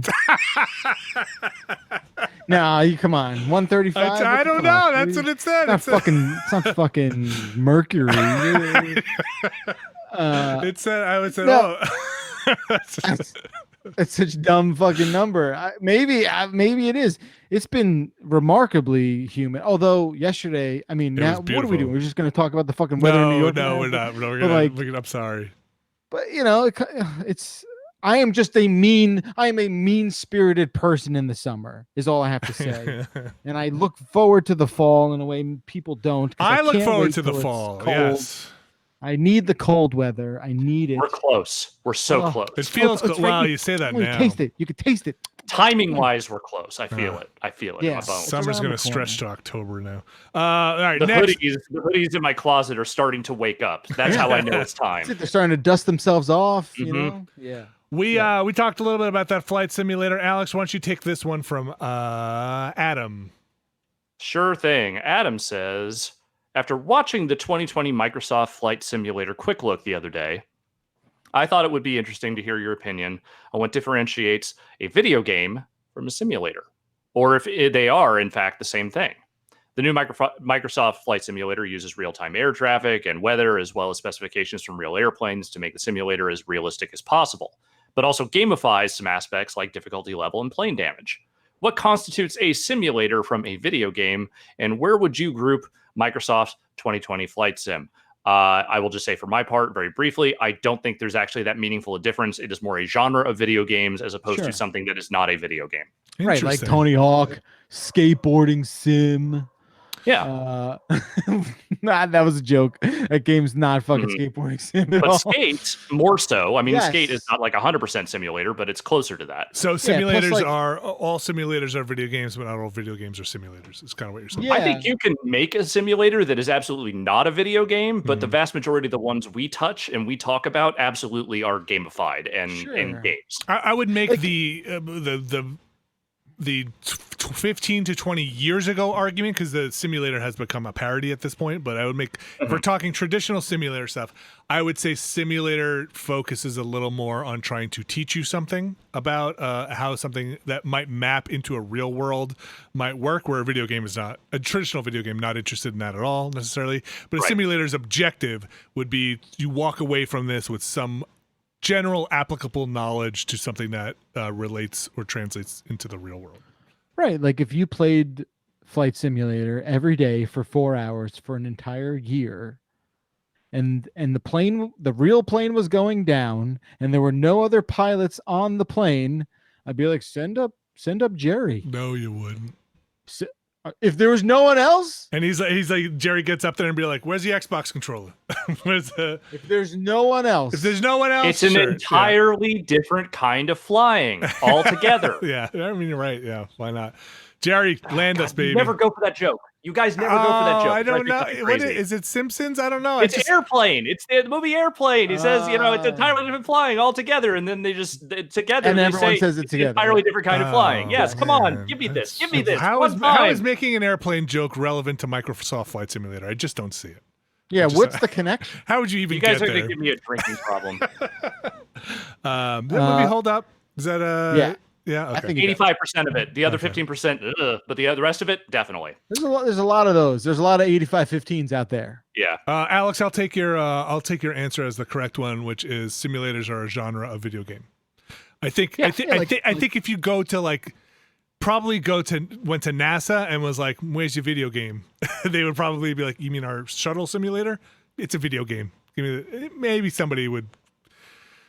Someone would lean over in your ear and be like, "Yes, it's a video game. It is a video game. Fucking NASA. Okay, this is fucking NASA." We play Tekken on people in chat are talking about the differentiation between, like, say, a consumer grade simulator and something that is built entirely for training. Which those obviously are not games. Those are designed for training employees, people working in certain professions. That's a different kind of thing. But I think most of the stuff you would sell in stores is designed to be played by video game people. Yeah, if you're working on a simulator about how to manage the nuclear power plant, then that's probably less a video game. But yes, something that is consumer focused. All right. I thought this one was interesting. It comes from D. D says, Hearing Jeff B, that's you, Jeff Fackler. Hearing Jeff B's comments on Netflix's High Score, that's the show you said was documentary, fine. documentary about video games. Look, Yeah. Everyone listening, you will be fine if you watch it. It's okay. They'll be okay. I think you'll be okay. Hearing Jeff B's comments on Netflix's High Score has inspired me to write in. Truly the biggest challenge when it comes to producing mainstream content without making video games about making video games is the audience and the studio network's pushback on it being, quote, too nerdy and, quote, boring. That's real life notes I've received from BBC commissioners. A few years back, I was an associate producer for a BBC documentary drama about Rockstar with Harry Potter's Daniel Radcliffe, as you might remember that. Mm-hmm. And we had is this the one where like fucking one of the Housers straight up took the Rockstar Twitter account and started yelling about how bad it was? Could be. It could be. I don't know, but I remember this show. Wow, Vinny, was that in your lap? Or that's extra loud up there today. That's Kirby just dropped the toaster on the floor. That's wow. The Housers are upstairs marching. Just kick the door down. But I'm gonna keep reading this email. Okay. The drama about slowly Rockstar. A drip of water starts to come. And we had to re-edit the film over 11 times because our test audience just didn't connect with the video games part of the story. Sadly, for a film called The Game Changers, there wasn't much about games in it by the end. Yeah. Our follow-up project has been in development limbo, moving from BBC to CBS All Access. Well, maybe we can do a little something about that. To now Paramount Plus and Channel 5 for the same problem. How do you make the trials and tribulations of video game developers sexy? Open to suggestions. Well, that's the thing, right? Like that's the thing. Like I think as the demographic and sort of tendencies of studio executives evolves, that will change a little bit, but it still comes down to the question of, is this entertaining? And like, I don't know, there's parts of game making that are just not entertaining, that are just not sexy. It takes forever, and like people look to that, the thing the Always Sunny guys did for Apple TV, Mythic Quest, which I thought was like, all right.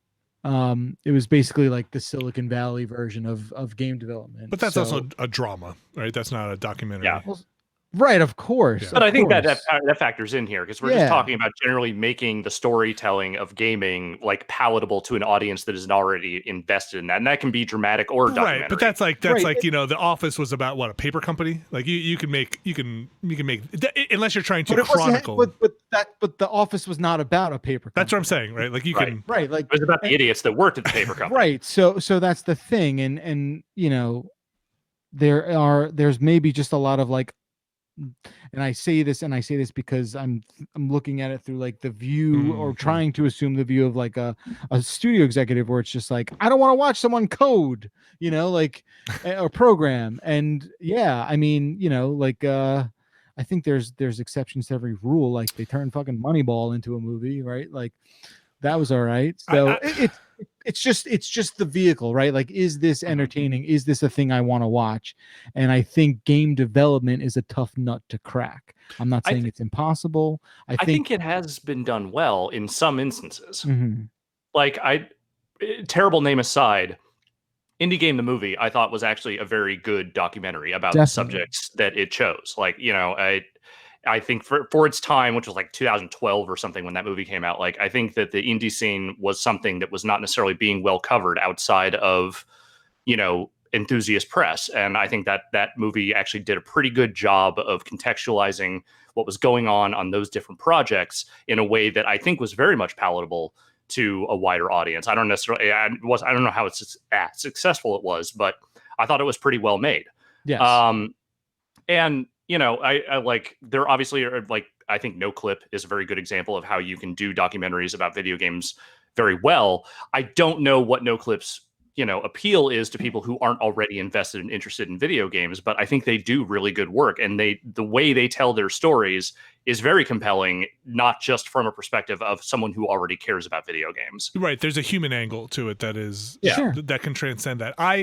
For my money, and I'm not sure again if this would transcend or break out of the bubble, but this period right now, if you could get the access, and I know this is a terrible time to be having people try and film a documentary, the Microsoft and Sony and Stadia and even Nintendo angles of how they are navigating all this with the meetings they must be having, how they're going to do E3, all of this stuff. I would love to watch that cut down into a 2-hour documentary about the stakes of all this, who's playing chicken for price, what the supply lines are like. There's definitely a way to do it. There's definitely something truly. You need access, right? Which they might not give you, and you need. That's the biggest issue in video games is the access, right? But yeah, those. I bet there's some real interest, and if you're cutting in between all of those, like that to me feels like it could be a compelling thing to watch as they try to navigate what this next generation looks like. There have to be meetings that are saying we're services, we're not we're not hardware, and Sony internally being like they're going services, we're going hardware. These things that are just happening internally, that none of this happens randomly. Well, it seems like it is, but none of it is. It's all planned out.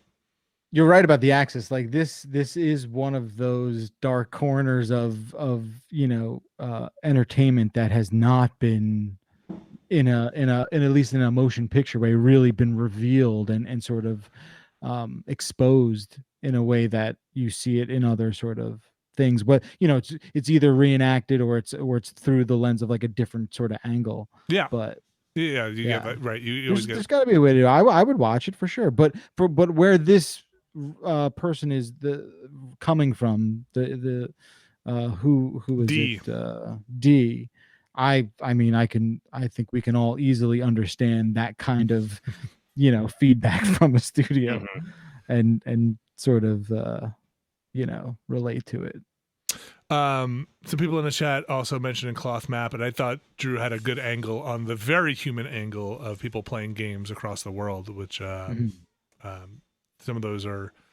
It's just interesting. That's another angle, which is just interesting to see how people outside of you got kind of sometimes a Japan-centric or Euro-centric or even or a lot of times North American-centric, and breaking out of that and see how people playing games there. Yeah. I think he did a really good job with that.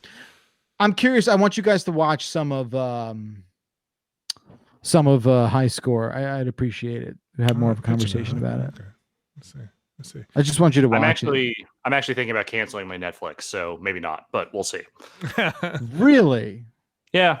I'm barely using it, man. Like, there's a couple of shows on there I occasionally find myself moving toward, but I think at this point I would rather if I'm going to subscribe to streaming services, there are others I would rather give that money to, and I'm not using Netflix enough to really care.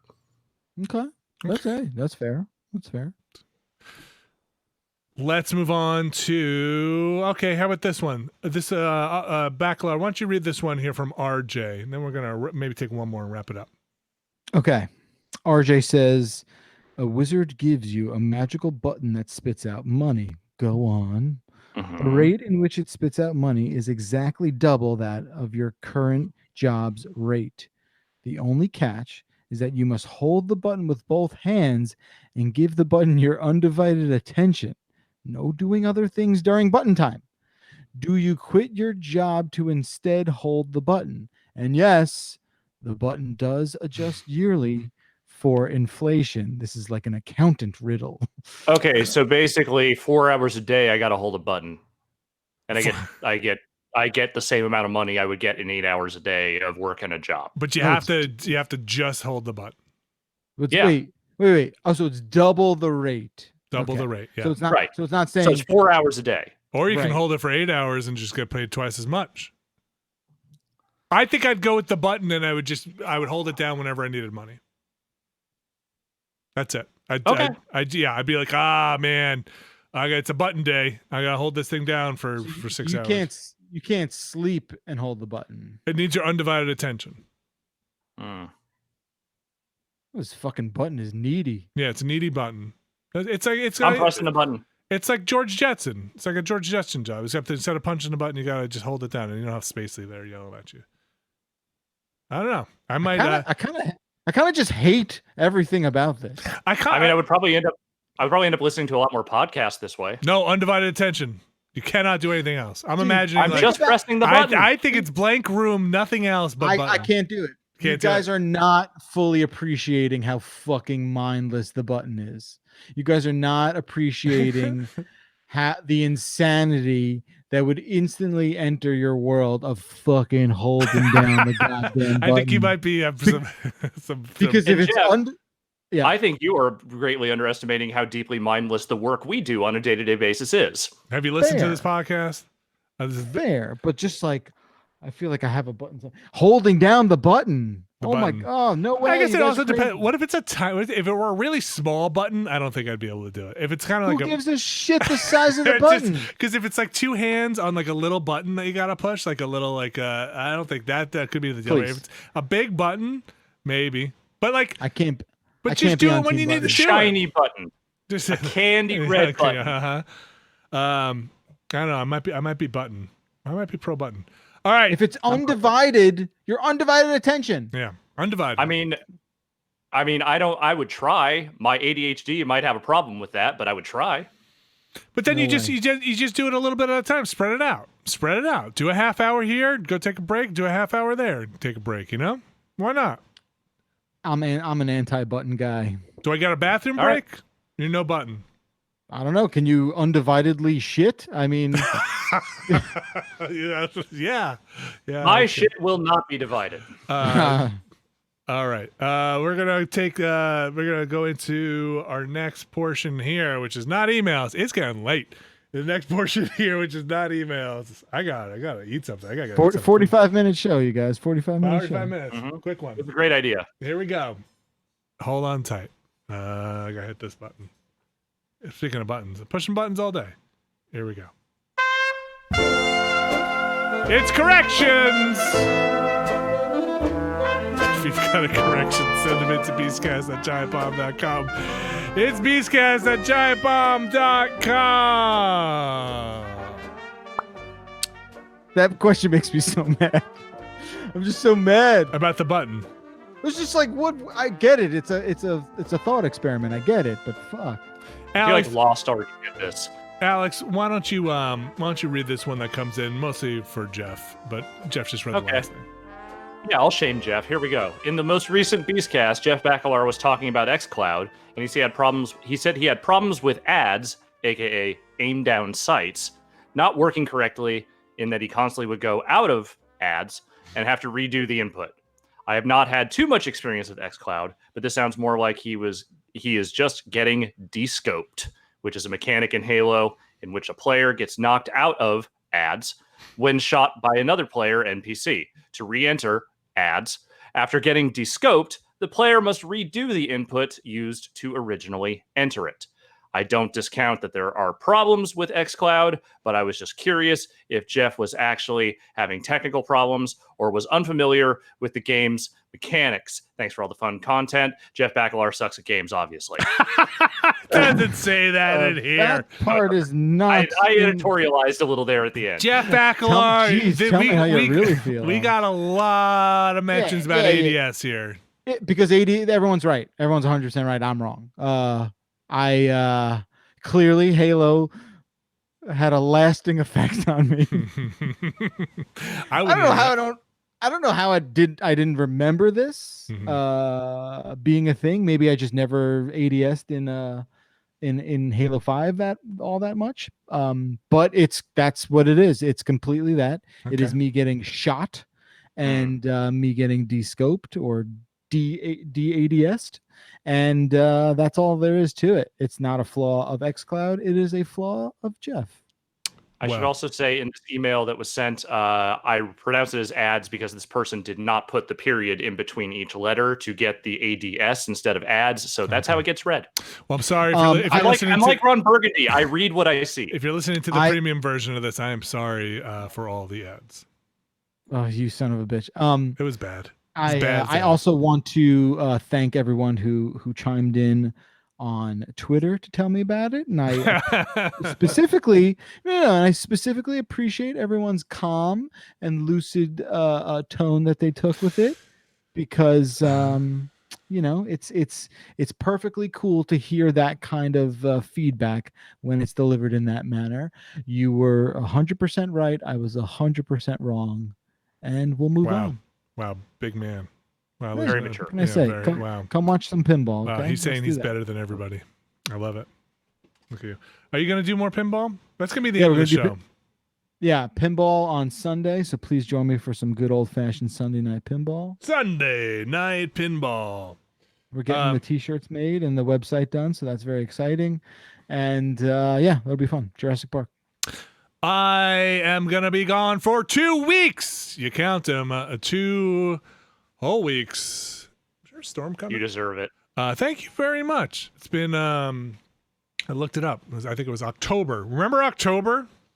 Nobody remembers October. October, the last time at the very least, the last time I put in for time off. I think it's around there where the time off was. So yeah, 2 weeks. So have fun during those times. Gonna miss you guys. Gonna miss you guys as well. Everybody listening out there.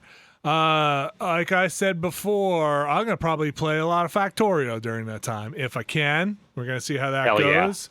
Gonna see. Introduce the kids to Factorio. We're gonna run around building factories. I'm gonna start this music so we can get out of here. The kids will be like, "Dad, can we go back to school?" Dad, where's the Spiritfarer? Alex Navarro, thank you very much. No drumming for Alex tonight. Rest that shoulder. Nope. He's got thank you. You gotta ice it. Get some icy hot or whatever people do. I spent about half an hour today just lying flat on the floor with an ice pack on my shoulder, and you know what? That felt pretty good. Jeff Bacalard, thank you very much for joining us. Anything people should check out? You got 30 seconds on CNET. We'll tune in for the pinball stuff. Yeah, I did put up an xCloud sort of impressions video today, so please check that out on YouTube. And yeah, that's about it. Well, I got all the time to kill. That's going to do it, folks. Don't forget to check out the Madden Quick Look, the Spiritfarer Quick Look, the Unfinished for Rogue Legacy. We had a really fun play date on Wednesday. You can go check that out with Among Us. Who's the murderer? You'll never guess, unless you're watching my screen. We're going to do some Vinny Vania tomorrow and check that out. Bunch of stuff going on at giantbomb.com. Streams happening in the background. Check out the schedule. Check out the site. Thanks everybody for listening, and we'll be back, or they will, next week.